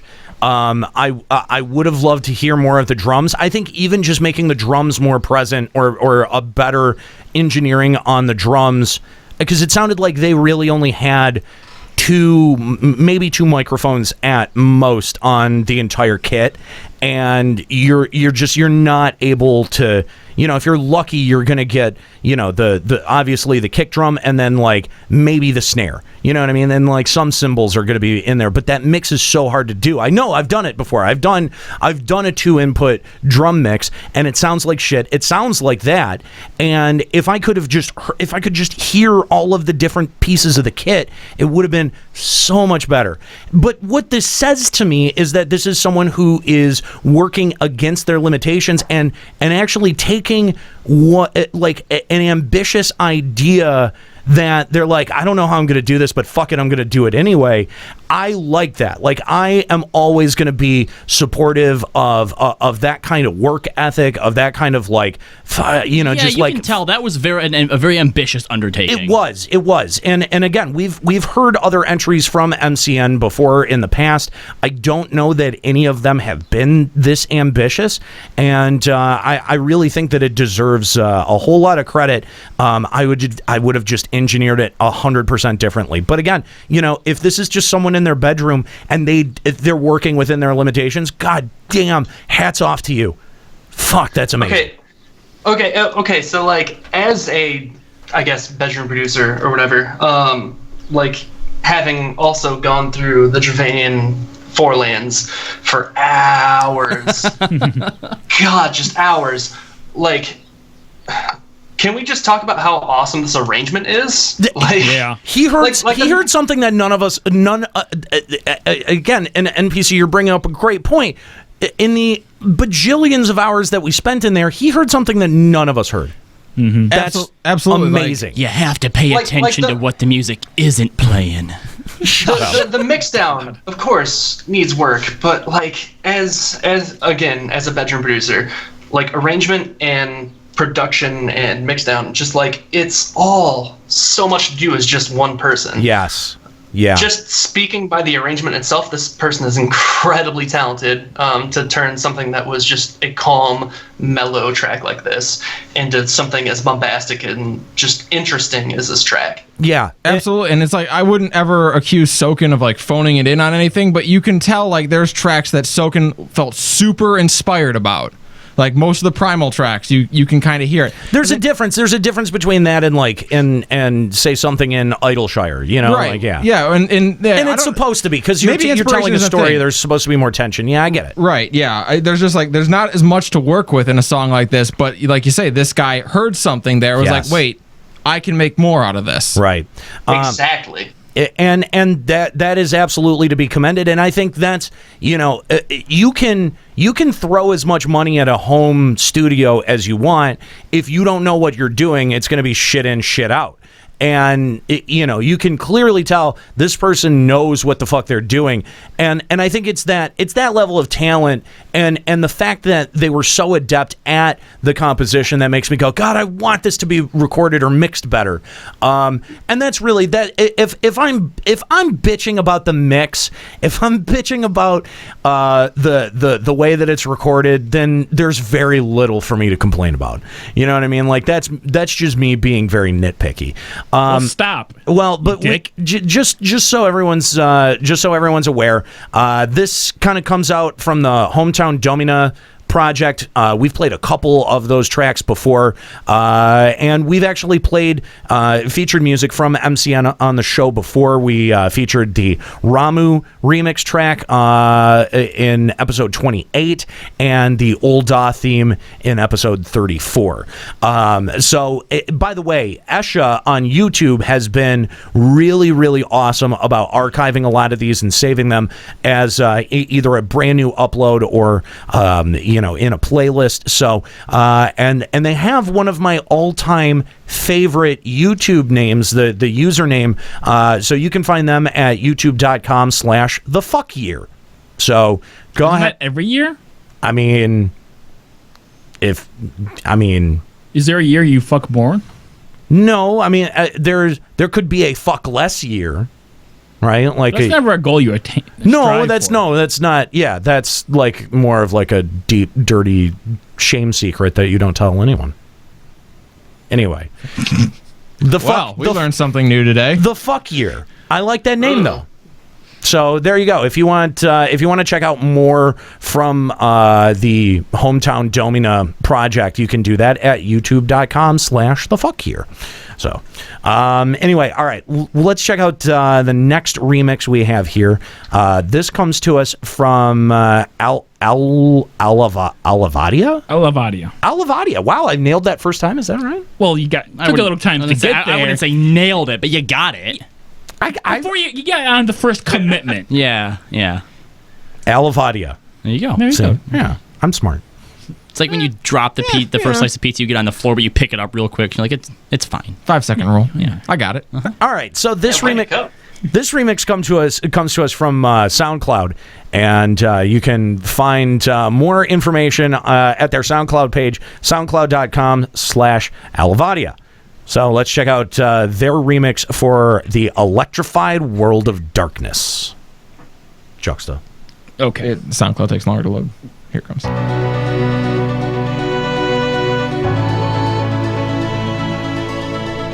Is that a violin in there? I mean, it's an electric violin, but Well, yeah. still, yeah. I already get like a very Phantom of the Opera-y feel to it, like these giant like organs or something, like in the background as you're fighting through the World of Darkness.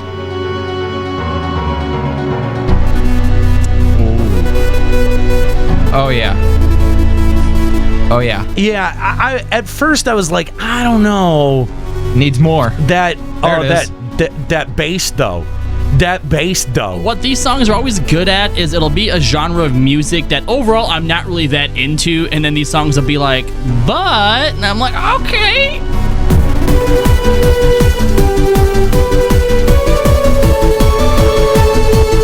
Yeah. It's like nightcore house-ish.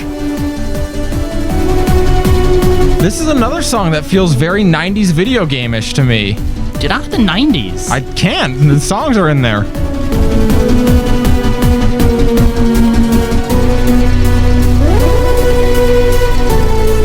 It definitely fits the original, right? Like, I think that the synth choices that they made 100% fit the original.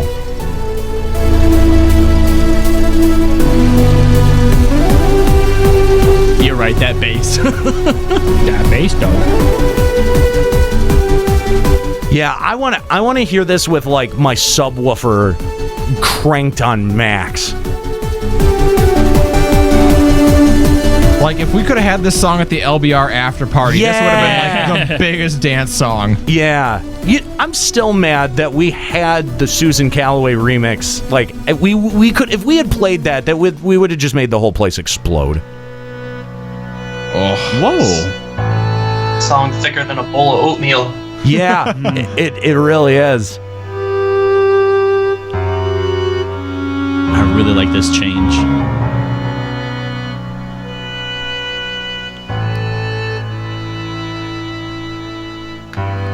This is the part where if you're a DJ, you find another beat that's at the same BPM and you put that underneath, and that's where you make the changeover. Is that it? Well, that was kind of remarkably. Is that the end? Oh, I was hoping it was going to start up again.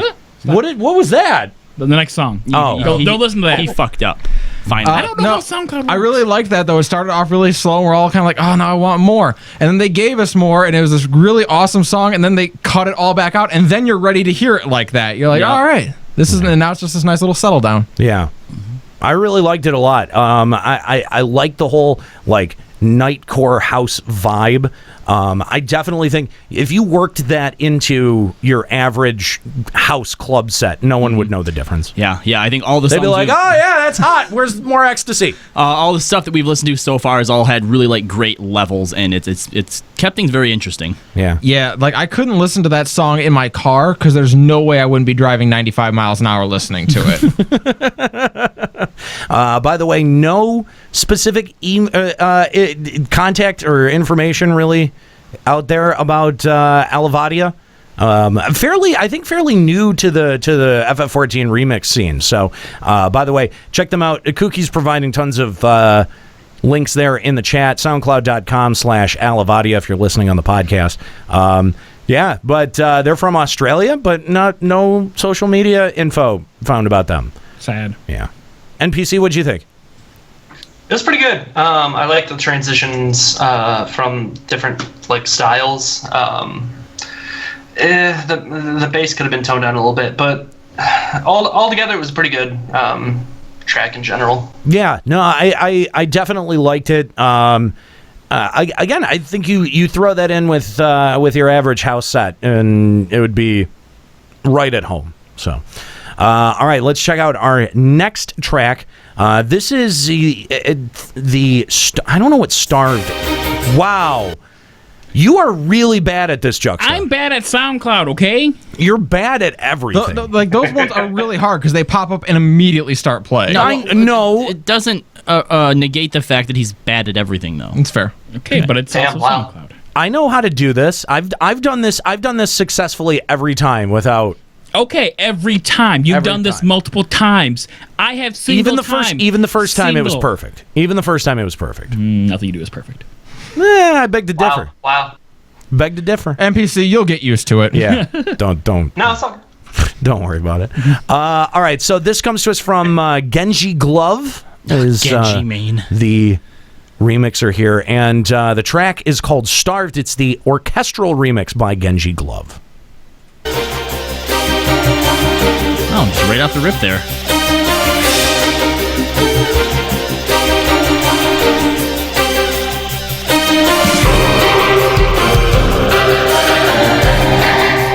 Now, when you tell me orchestral, this is not what I was thinking. No. But I like that I'm not getting what I was thinking. I like that big bass hit right before the hook. This feels like a primal fight.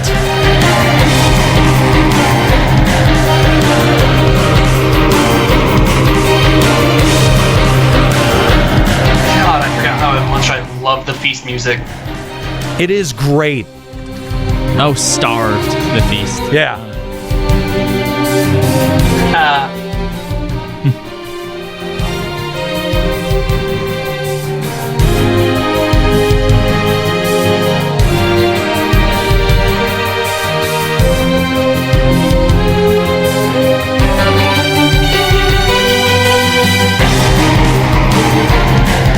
Dude, that hit right there, whatever that instrument, that synth instrument that he's got running behind him, when that jumps in, I think that this track just goes up another notch.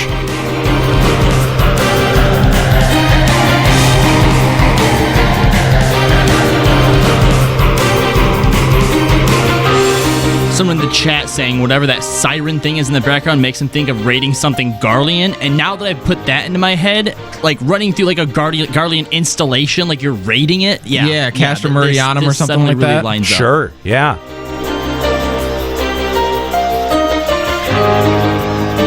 I really like this because I can't think of another song to compare it to. I can't think of something else in like video gaming to compare this to. That piano too right now is really, really wicked.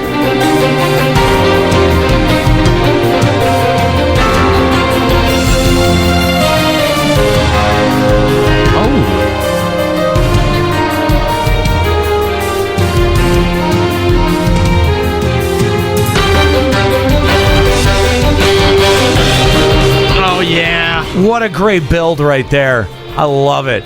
Let me tell you something. If you play a piano, like, it doesn't matter if you're playing chords, if you're playing single notes, if you're jamming on that thing like you're Billy Joel about to kick the motherfucker over on stage, I'm gonna love it every time.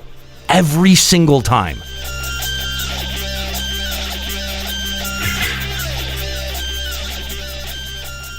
Damn. Oh, I wanted to keep going right there. I love it. That was good. That was really good. I really like that a lot. It took me on an emotional roller coaster ride. There were definitely a lot of really cool change ups in that. And again, you know, the feast music is, you know, one of those kind of like off the beaten path tracks that it would not have been one of the first ones that I would have said like, yeah, that I'm gonna put that up for remix, but like, dude, once I heard it, I'm like, yep, I'm there. I'm sold. Well, that song was just never what you were expecting it to be. It did not sound orchestral at first. It sounded like something completely different than that. It didn't sound like, at first, it took me forever to realize it was the feast music. Yeah. And then had a hard time making it Final Fantasy music in my head. I don't know. I think there is something really intrinsically Final Fantasy about that track, though. Yeah, no, I definitely felt like once I got into sort of the raiding, not raiding like, you know, Alexander, but the idea of like raiding an installation sort of mindset. Sure. Like I had this epic thing in my head, like whether it's Final Fantasy or it's some anime thing of just like, you know, the heroes fighting their way through this gauntlet, like that whole way, like that was just really epic. Yeah, I like that a lot. Compositionally, I was really impressed with it. I don't think it deviated too much from the original track structure, but at the same time, again, you're right. I was surprised by it every single time. It wasn't I mean, maybe if, like, you know, you consider Mannheim Steamroller orchestral, you know what I mean? Like, it was just. It was way bigger than I was even expecting, and I think that that's cool when you can kind of set an expectation by saying like it's an orchestral remix, and then go even bigger beyond that. That's pretty impressive. Okay, so like real quick, first off, the piano breakdown was incredible. It was really well done. Also, I heard mentioned that it just sounds Final Fantasy. Do you want me to explain why it sounds Final Fantasy? Yes. I would love to, yeah. Okay, so early on, probably about, I want to say 18 to 30 seconds in, there's a bass line that comes in. Yeah. The bass line you're probably very familiar with. It goes da da da da da da da da da da da. That is the fucking Final Fantasy bass line for any battle ever. I did not even pick that out, but you're right. Oh my god, yeah, Final Fantasy 9. Underscore of 8, 1, yeah. Oh my god, it's everywhere. 4? And hear that. Yeah. Yeah, that is like sort of like one of those basic underpinnings. NPC just schooled us, guys. We're fake Final Fantasy nerds. Oh, baby. I mean, it does have, there's some very very pronounced musical, intrinsically Final Fantasy. Musical references there. I think, and that was probably done on purpose. It was definitely done on purpose. Totally accidentally put the in there. Whoops. Like any Final Fantasy game, regardless of composer, there are always little bits and pieces, little leitmotifs that you can just hear in everything. Yeah, leitmotif. That was the word that I was definitely going for. By the way, again, that's from Genji Glove. This person doesn't even have one of those custom URLs on SoundCloud. So follow the links that Kooky is providing, or head over to our website, limitbreakradio.com, where we've got links to all of the songs that we play. Those go up with our episode postings, and we're working on trying to get not just a running list, but I'd like to get like an archive. Yeah, like some kind of archive of the limit breaking music segments, because people love these segments and they love to go back and listen to it. So at first we got a ton of complaints about rolling the commentary over the music, and now people are saying like, well, God, we love the commentary. Well, you know who I was surprised had never, like, for some reason didn't even realize that like Final Fantasy XIV remixes exist is Prince Clary. Oh, yeah, when yeah. we mentioned it filming or recording Checkpoint the other day, he's like, that's a thing? Yeah. And I sent him we actually have a list of not just what we've played here, but just all types of Final Fantasy XIV music that mostly Nero's came across that he's saved on a playlist on our Limit Break Radio YouTube. But yeah, which, by the way, is publicly accessible. Anyone can check that out. It's a good playlist. Yeah. And it features a lot of what we've featured here on Limit Breaking Music in the past. But yeah, it's not like a 1-to-1 direct ratio where it's right. like No, there's over 100 songs in there, but I sent that to him, and he's just like it's like a whole new world. Yeah. All right, let's check out our next remix here. Now, this one is pretty interesting. Oh, because it is one of the more popular Primal themes. Sophia. Yes, this is my favorite Primal theme. And this one comes to us from Maligna K. Or what is it? Maligna and something K sound project. Meldina. Is that what it is? That's how I say it. Anyway. Meldina. We've listened to, I think it was the Sephiroth the Sephiroth remix on episode 91. At least that's according to the notes that are provided here. I think Kooky did those, so they're I probably feel like right. we have done a Sophia theme on here though once. Yeah. No. We're not talking about this person. Yeah, no. We did their Sephiroth version back about 10 episodes ago, and I'm excited. Try 20 episodes. Okay. Are we that old? We're so old. Well, we gotta toss this one because we can't do the same person twice. No, I mean, what? What are you talking about? We've seen a lot of people. Everyone ignore Juxta. We have a guest on here who we featured multiple times. Yeah. Oh, we gotta. I'm sorry, NPC. It was nice having you. We have to kick you off now. Shut up. So you guys have a guest? What's up? So yeah, this comes to us from Meldina and K. I think it's just K. I'm not sure, but it's the Meldina and K Sound Project. You can find it at soundcloud.com/Meldina FF-FF14 if you're interested. But this is their remix of Sophia the Goddess. You want to hit play there, bud? Oh wow. Oh, this is different. Your timing needs work, Juxta. I pressed play and then you started yapping at me. The music is going.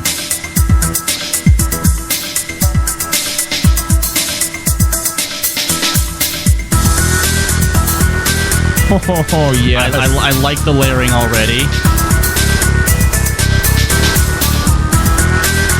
It's really good.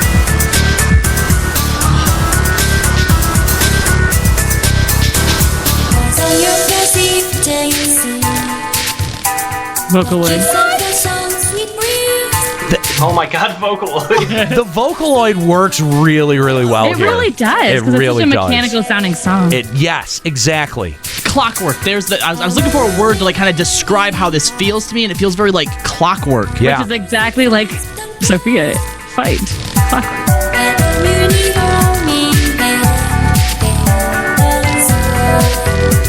Oh my god, I love This really does work.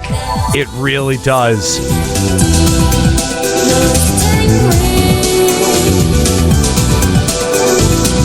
You know, this would go amazing over Near Automata, Nika. Oh my god, it totally would. There are songs that actually kind of sound like this already.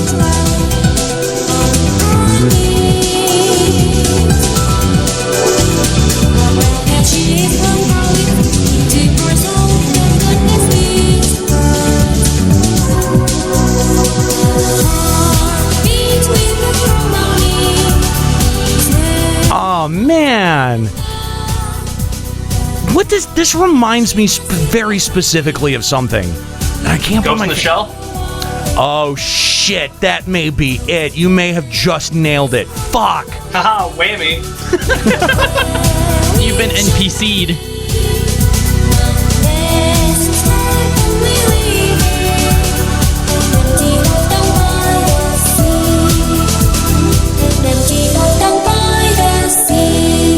Oh my god. God, I love...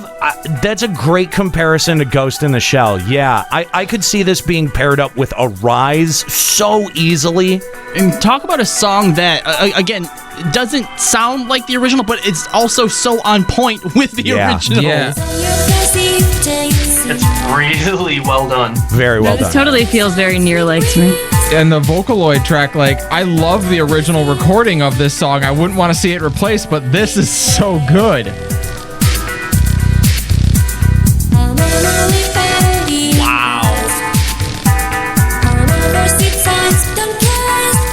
I love this. Like, it's like, because the song repeats, and they're just doing it in a completely different style this time.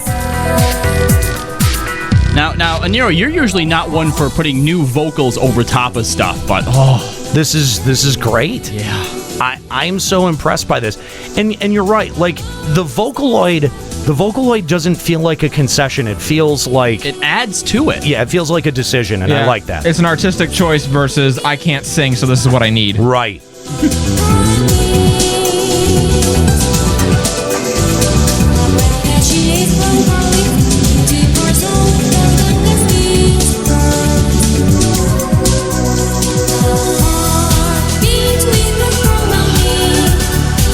Yeah, I think it's that transition right there that screams Ghost in the Shell at me, like in my face.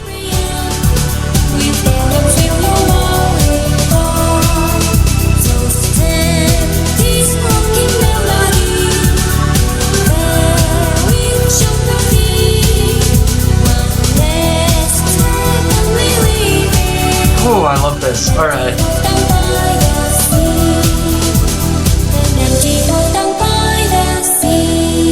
Ah, dude. This is maybe one of my favorite songs, and the thing about it with remixes is so many people forgo the vocals, and this song is so dependent on its vocals. It kind of is, yeah. Oh, I love that. I'm a big fan. I'm a big fan with what Maligna did here. I'm impressed. Super impressed. NPC, any thoughts? So as a total scrub that's only run Sophia one time, I'm not incredibly familiar with the original material, but this is so good. So good. From start to finish, just the Vocaloid has been utilized perfectly. Just the general style of everything, it's really great. Yeah, I'm very impressed by what they laid down here. Again, if you want to check that out, soundcloud.com/maligna-ff14. You can also find it on YouTube, as well as they have a site. They have a Wix site. If you want to check that out, you can find the official website link at our website, limitbreakradio.com, or down in the chat. Let's check out our next entry. This is a vocal cover of Answers coming to us from Liz Robinette. So why don't you, Juxta, you got that queued up? Close my eyes, tell us why must we suffer? Release your hands, for your will drags asunder. Her voice is beautiful. It's chilling. Yeah, it's so distinct and unique from the original composition that it really stands out. How can we carry on if redemption's beyond us?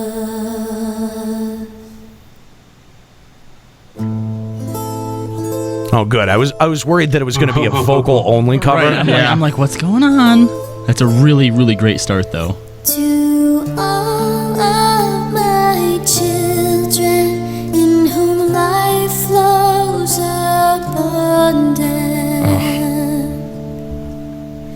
To all of my children. I didn't think this could be sung any more solemnly than the original. Yeah, I was just gonna say that. Very, very solemn. And I think part of that effect comes from how loud her mic is cranked. Well, one of the she's things not. about... Well, she's also got an echo. Yeah, big time. But she's not projecting too. Like she's not giving a ton of gas to her vocal cords and letting a lot of air pass through, which is something that a lot of contemporary indie singers do, and it creates this very ethereal vibe. And that's what it reminds me a lot of, these like sort of like newer contemporary indie bands that have this like almost like Twin Peaksy sort of vibe that goes on to I really love it in this song because it sounds like she's holding back from crying while she's singing this. Well, a lot of people are already comparing her to Susan, and one of the things that the original Answers does is it has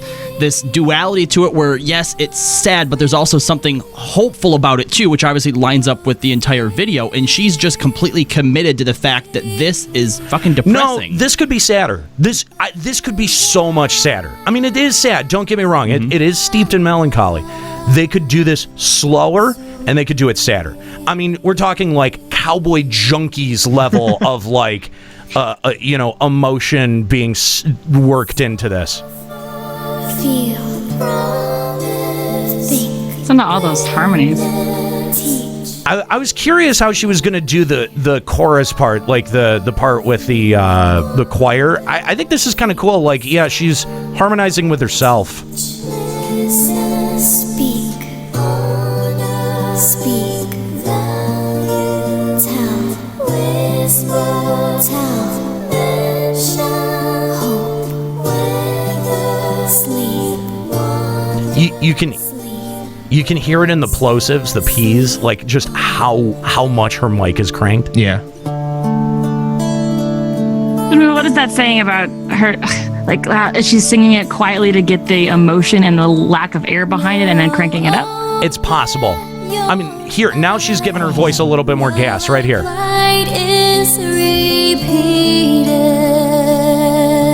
It's not a criticism, it's just a technique. Yeah. So, someone made the comment that they thought this was going to be low budget, and not that it sounds cheap, but obviously Susan, sings with an entire orchestra, and there's something about this seems... I think they were just trying to suggest it was going to be like the poor man's Susan Calloway. Right, but there's something about it that seems almost lullaby-ish, like it's not... simple sounds like the wrong word, like that's a criticism, but... I mean, like, okay, so like covers aren't necessarily supposed to be like jukeboxes of the original, right? Right. So just different variations, like different, directions of the style of the song are just really just interesting to me personally. Yeah, absolutely. And I mean, we've heard this song done by, obviously Susan. She's done it 3 different ways. And we've also heard it done by, by some other internet talents before. And I do think that this is kind of a unique take on it, a more stripped down take on it. There you go, stripped down. But I would have liked... stripped down is the word I would use, yeah. I think I would have liked to hear this even slower. Like, I would have liked to hear that more like Cowboy Junkies version of it that is like approaching the saddest song in the world. Like this builds still, and I think like if you do it that slow, you lose a lot of that build. Like you lose this moment right here.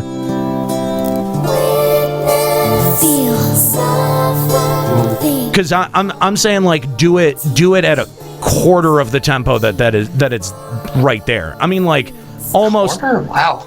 Maybe half.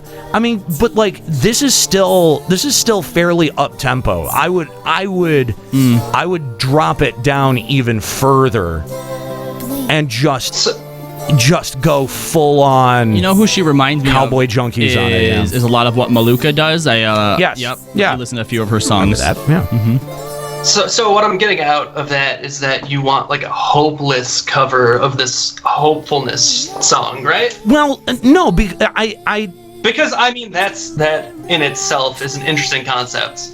Well, the thing is yes, it is hopeful, but it's not without melancholy, right? Like, given the context that we have for the song, where it exists in it's an end, but there's also hope for a new beginning from it. Right. And I think sure. I would like to hear an interpretation of it. Yeah, like you had said, NPC, that is just despair. That is just sadness that strips out any of the hope and just goes with like almost a dirge, right? Like that's what I want to hear. I think that not because I think it would make a better version of the song, but just because I think it would be unique. I'd be fascinated to hear that. Thou must live, die, and know.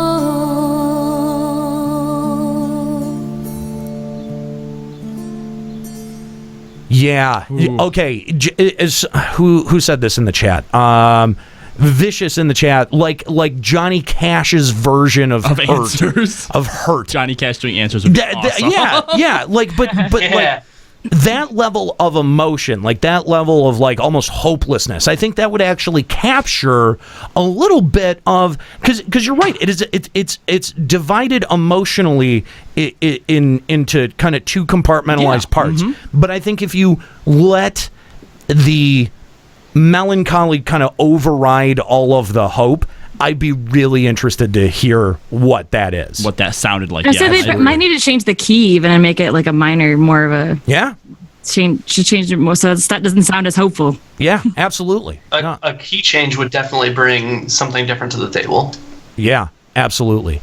All right. Again, that was a vocal cover of Answers by Liz Robinette. You can check her out over at YouTube. Oh my God, how am I supposed to say this out loud? With your mouth. Nuclear carefully. Wrestle with 3's instead of E's. Yeah.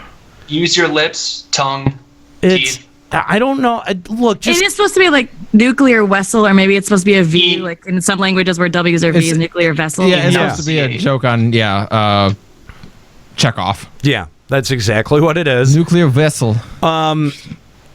Except the E's or 3's. I don't know. Fuck it. Just click the link, limitbreakradio.com, or in the chat. Kookie has tweeted it, or not tweeted it. Kookie has posted it into our chat.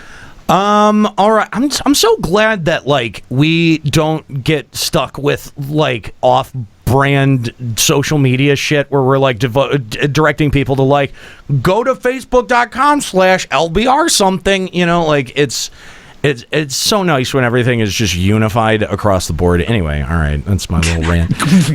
Let's go. Yeah, exactly. Let's go back and check out another Sophia theme. Yay! We don't. I mean, normally we don't do 2 of the same theme. And I don't like making Ascalia say "yay." Yeah, it feels so good, doesn't it? Like, no. Can we save this one for next time? Because then it's like he'd be really disappointed. No, we've got it. We might as well check it out.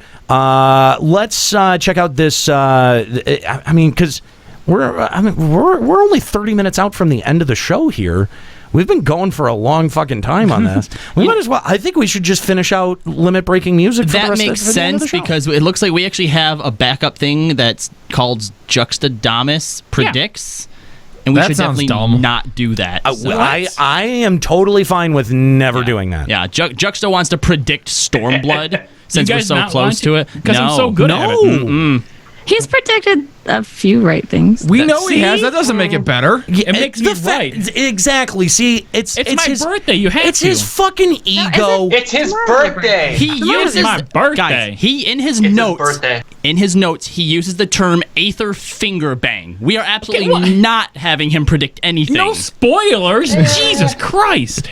Oh my gosh. It's in the notes. Yeah, but they don't know about the notes. Yeah, but if you didn't want us to spoil the joke, you probably shouldn't have written it down in the notes. You guys do that to me all the time, which means that when I think of a good joke, I've got to pray that I remember it on air.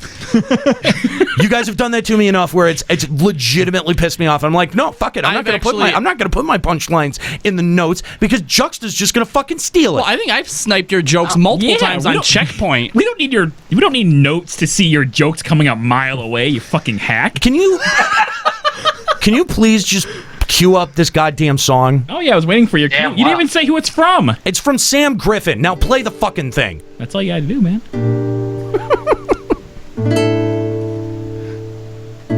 It'll actually be interesting to be able to compare this to the other Sophia one now, too.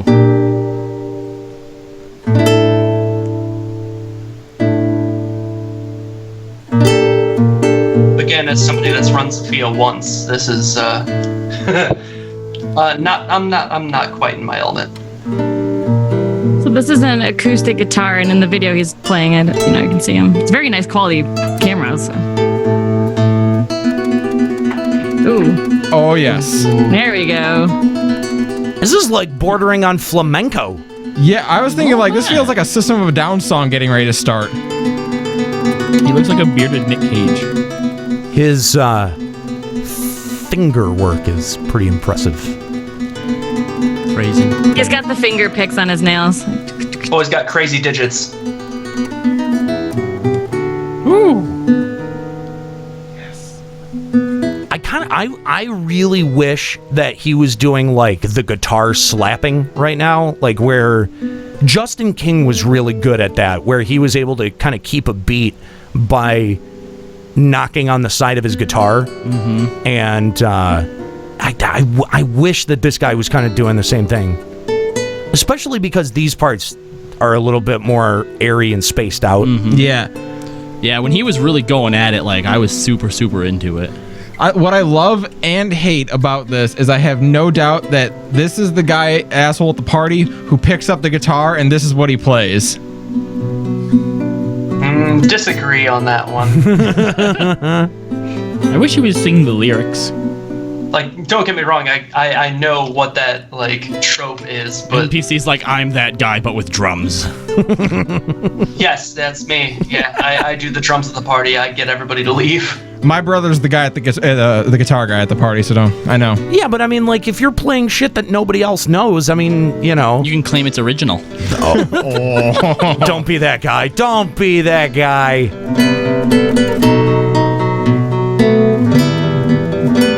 But I throw that guy into the category of the dude who carries around the acoustic guitar and then only knows how to play Wonderwall.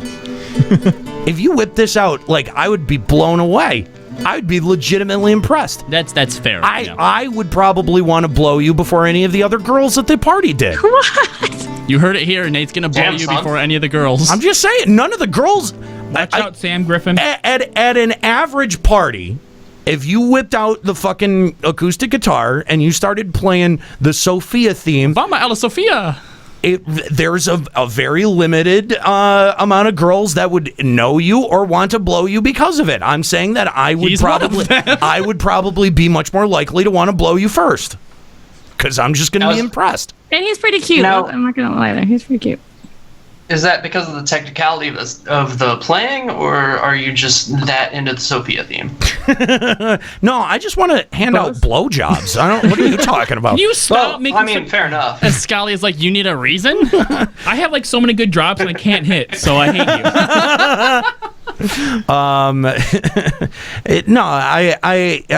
I think that, if you're going to be the acoustic guitar guy, why bother learning the fucking Sophia theme? Like, that's a bizarre thing. That's a bizarre thing to whip out at a party. Like, why would you do that?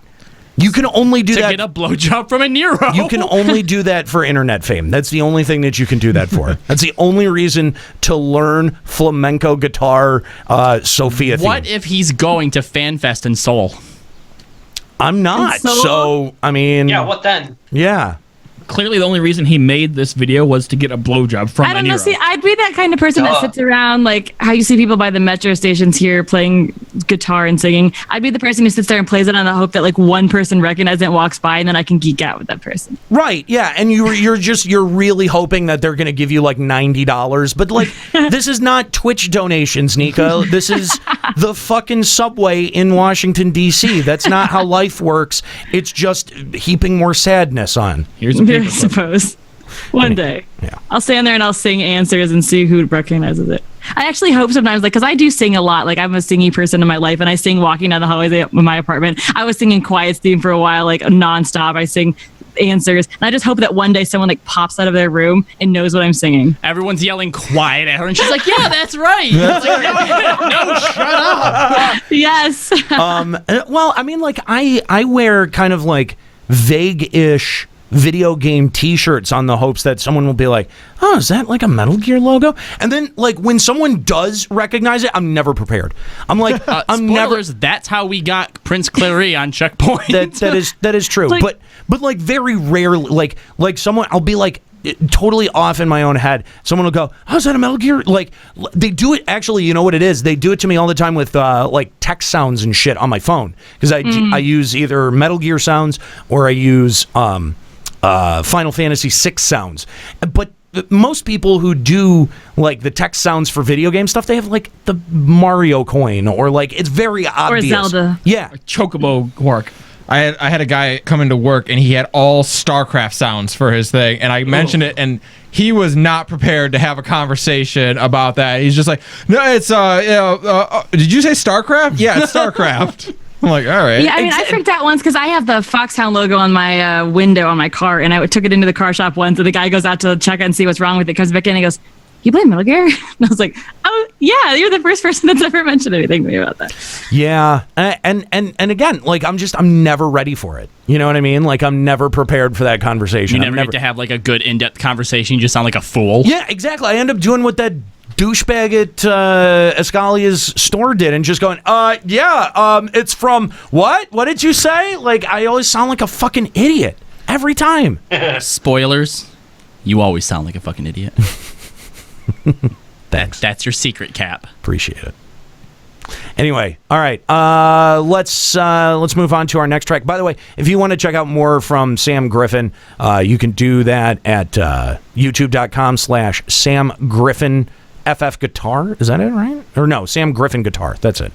As well as same thing on Facebook and Twitter. All right, let's check out this next remix. I don't know where this is from. This is from Chaos Marquis. Okay. Marquis. Well, according to FF12, it's Marquis. It's Marquis. Oh. So we don't. This kind of just popped up.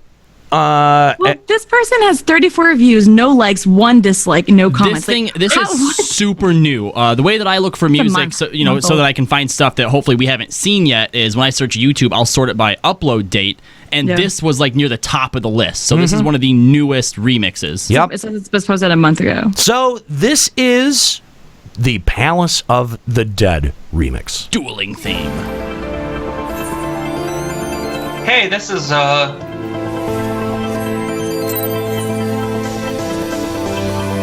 This sounds like actual content. Are they playing the game while it's going, Juxta? They were.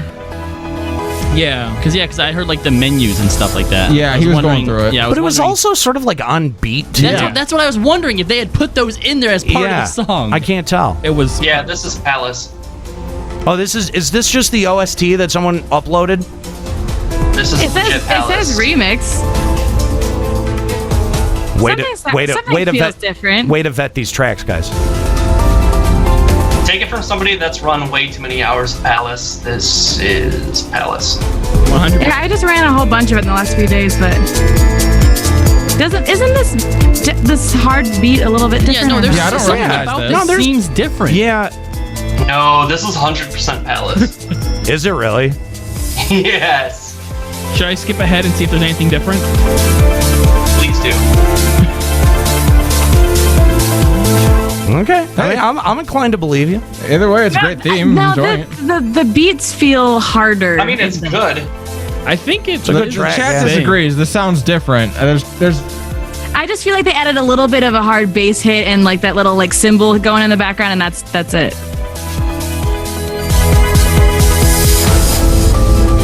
Yeah, people are saying it's a remix now in the chat. And then some are saying it's just the same theme. Like, no one knows. That's the point. At like 131, there was like a little swooshy noise, and then it went back to it sounds like the original again. I'm 90% certain that this is the actual song that plays in Palace. It reminds me of Hollow Bastion from Kingdom Hearts also. Just for some reason that's popping out to me. This plays in like 50 to 100. This is genuinely Palace music. So this person lied. Well, I'm mad at you guys for not vetting these. He says, I'm so sorry. Not you. Not you. No, Not you. I'm so sorry, guys. NPC, why are you not looking through that outline beforehand, get everything squared away? This is all... Okay, yeah, look at the comment the person posted who uploaded. Just wanted the song. Just wanted the song. Then don't put remix in it, you ass. They lied. What a They dick. probably wrote remix to try to avoid any kind of copyright or bullshit. Boo. Well, actually, I think... Y'all got punked, dude. We did. A boo, boo, boo. Actually, I think it is a remix of like the original song, but it's still a song from the OST. So yeah, you might be right. It's a remix of something from like 1.0. Right? Soken's remix. Yeah. Boo. I'm disappointed. That was a good song, guys. All right. It was a great song. It was just that it was good in Palace of the Dead. Fair enough. All right, we got one more. Yep. This is right. You got this. Are you ready, Juxta? Come on. No, okay. Get your shit together. I was scared when I clicked on the link. It was like had Facebook stuff on there too, but we're good now. We're like Facebook. You're sure? Yeah. Okay. You want to go ahead and title it? Good luck. What's the name of the song, Mr. Nero? It's the Alexander Locust remix by REO. Okay, but what does he say? Aru. Just hit play. Yeah. What? Alexander is what it says, but okay.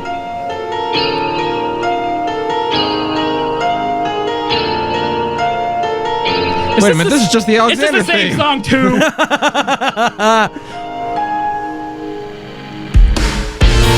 Oh yeah. Yeah.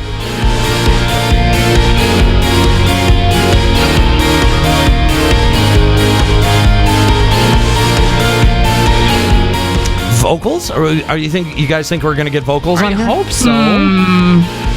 Like, I feel like it's missing something without vocals.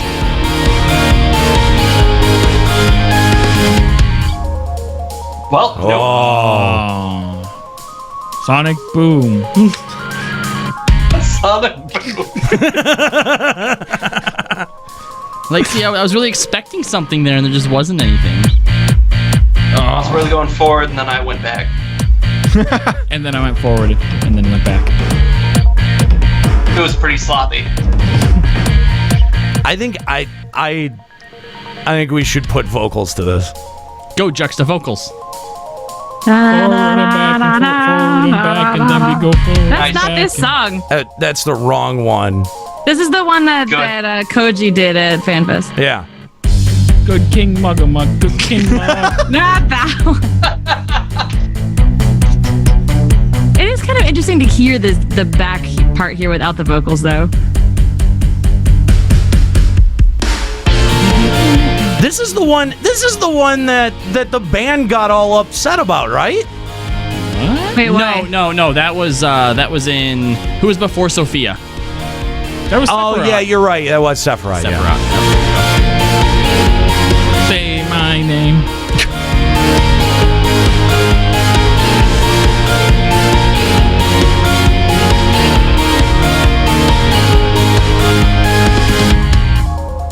I really do. I think if someone put vocals to this, that it would be a lot more interesting.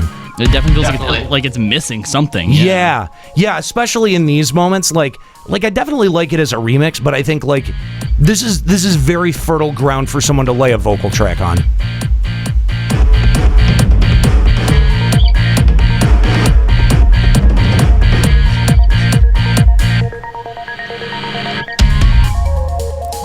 Juxta, put All Stars over top of it. Somebody. I'm sorry, you guys requiring the power of butt stunts? Butt stunts, we summon you forth. Butt stunts to the rescue. Escalia, sit back down. Sorry. Not that butt stunts. Put the 2-liter bottle down. Don't need it. No one needs to see it. I can do it though. No one needs to You know see what? it. No, don't listen to them. You're your own man. Do whatever the fuck you want. Woman. Whatever you are. Today.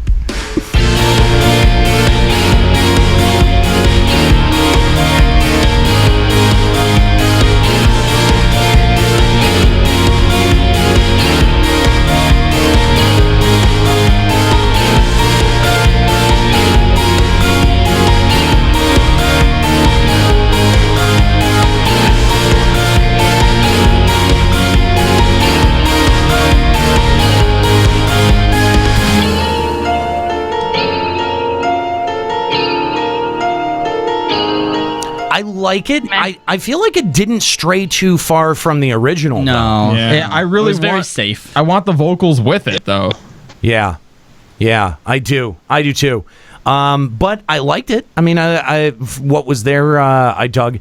If it got vocals, I think that it would really take it to the next level. It is one of those things though, like when you don't stray too far from the source material. Like if you like the regular song, you're gonna like that because it's not horribly different. That's true. I definitely was tapping my toe to it.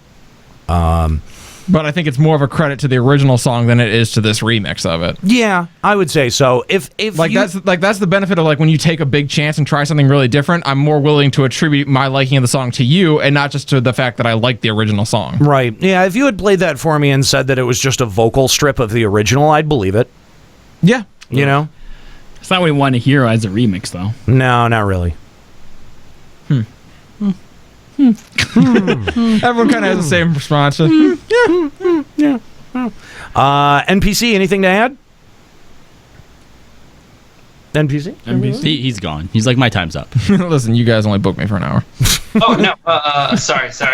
Was doing some other bullshit. No, you're good. It was very 1-to-1. It was impressive as far as how 1-to-1 it was, actually. But the lack of vocals was kind of disappointing. Yeah. And really only in those moments where like it cut and got quiet again, where normally that's where Koji would have picked up and started doing his thing. I would say especially in those moments because you expect something else to come in there and there's nothing at all. Just need something to fill that whole void. Like, yeah. Whole void? Whole void. Like a penis. Whole void. Whole void.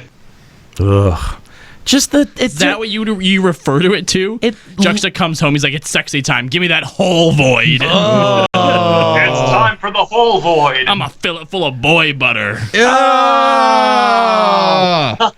Gross. With a side of stank.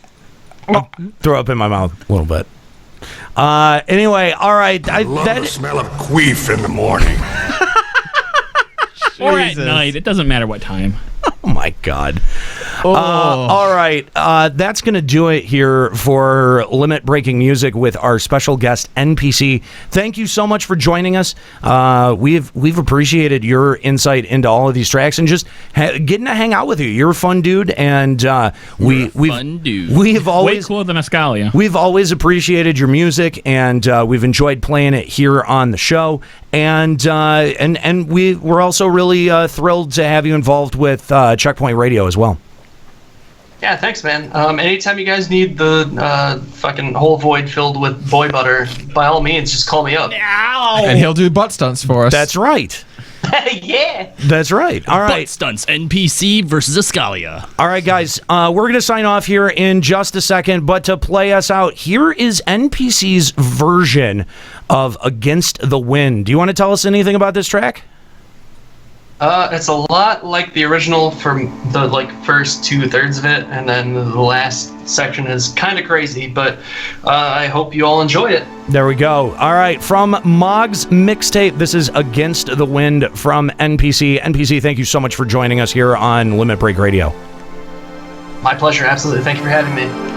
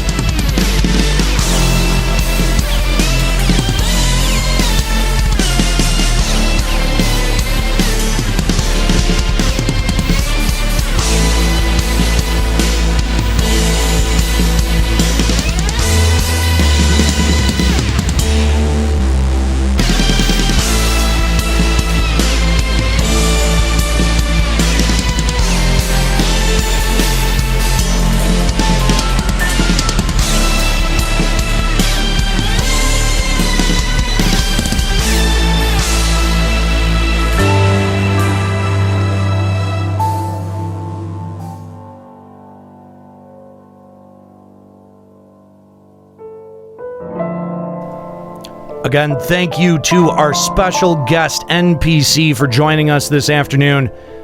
If you want to check out more music from NPC, make sure you hit up his social media, YouTube, SoundCloud, do the whole thing. Links down in the chat room.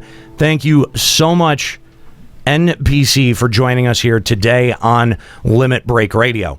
I know at the beginning of the show that we had encouraged you guys to call in. We wanted to hear your reactions and responses to the leaked video from last week. Apologies to you guys. Apologies to you guys because we're out of time today.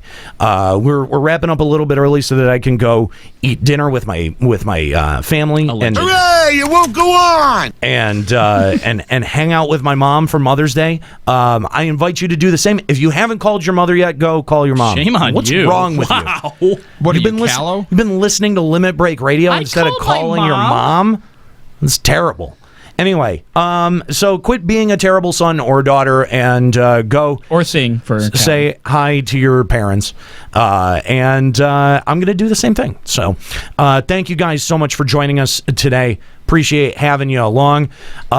Limit breaking music is always a really fun segment, and we never really know how much time we're going to get out of it. And super excited that that we were able to do another really cool one today.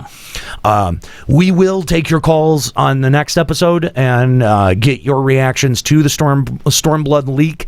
So if there's anything that you want to share, think about it for a week. We'll be back here. Join us Sundays live here at twitch.tv/Limit Break Radio, and join us live. You can call the show live while we're live here on Twitch. Again, Sundays starting at 4 p.m. here on twitch.tv/Limit Break Radio. All right, guys, that's going to be it for Limit Break Radio today. Again, I want to thank everyone listening to us live on Twitch TV. Thank you guys so much for tuning in live, especially on a big holiday weekend like this, Mother's Day, and getting nearly 200 people watching live. That's pretty friggin' amazing. I got to thank you guys. Thank you for your support over at patreon.com/Limit Break Radio. And again, special thanks to our special guest today, NPC. Make sure you go check out his music, subscribe to his YouTube and SoundCloud pages, and thanks for his time. That was really, really awesome. Thank you to Skuro and to Kooky for all the hard work that they do on the show, and thank you to my crew, Nika Kayanian, Juxtaposition, Ascalia Rayumasa, and Kalo Landis. I'm Aniro. Keep listening.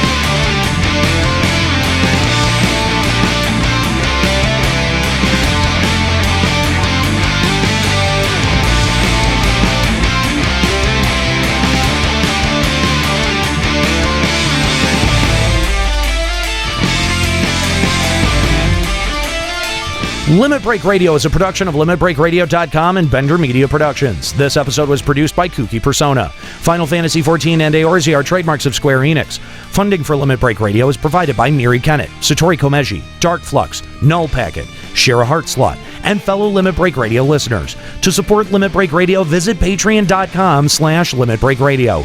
Opening music in this episode from Daniel Lambie. Listen to Man with the Machine Gun and other great tracks at facebook.com/Daniel Lambie Metal Gamer.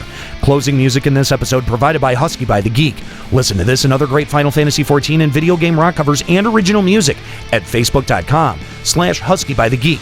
In-game graphics for Limit Break Radio's Twitch stream are provided by Diamond Multimedia. Check out their line of AMD graphics cards and other hardware at diamondmm.com. Limit Break Radio and its hosts are solely responsible for its content.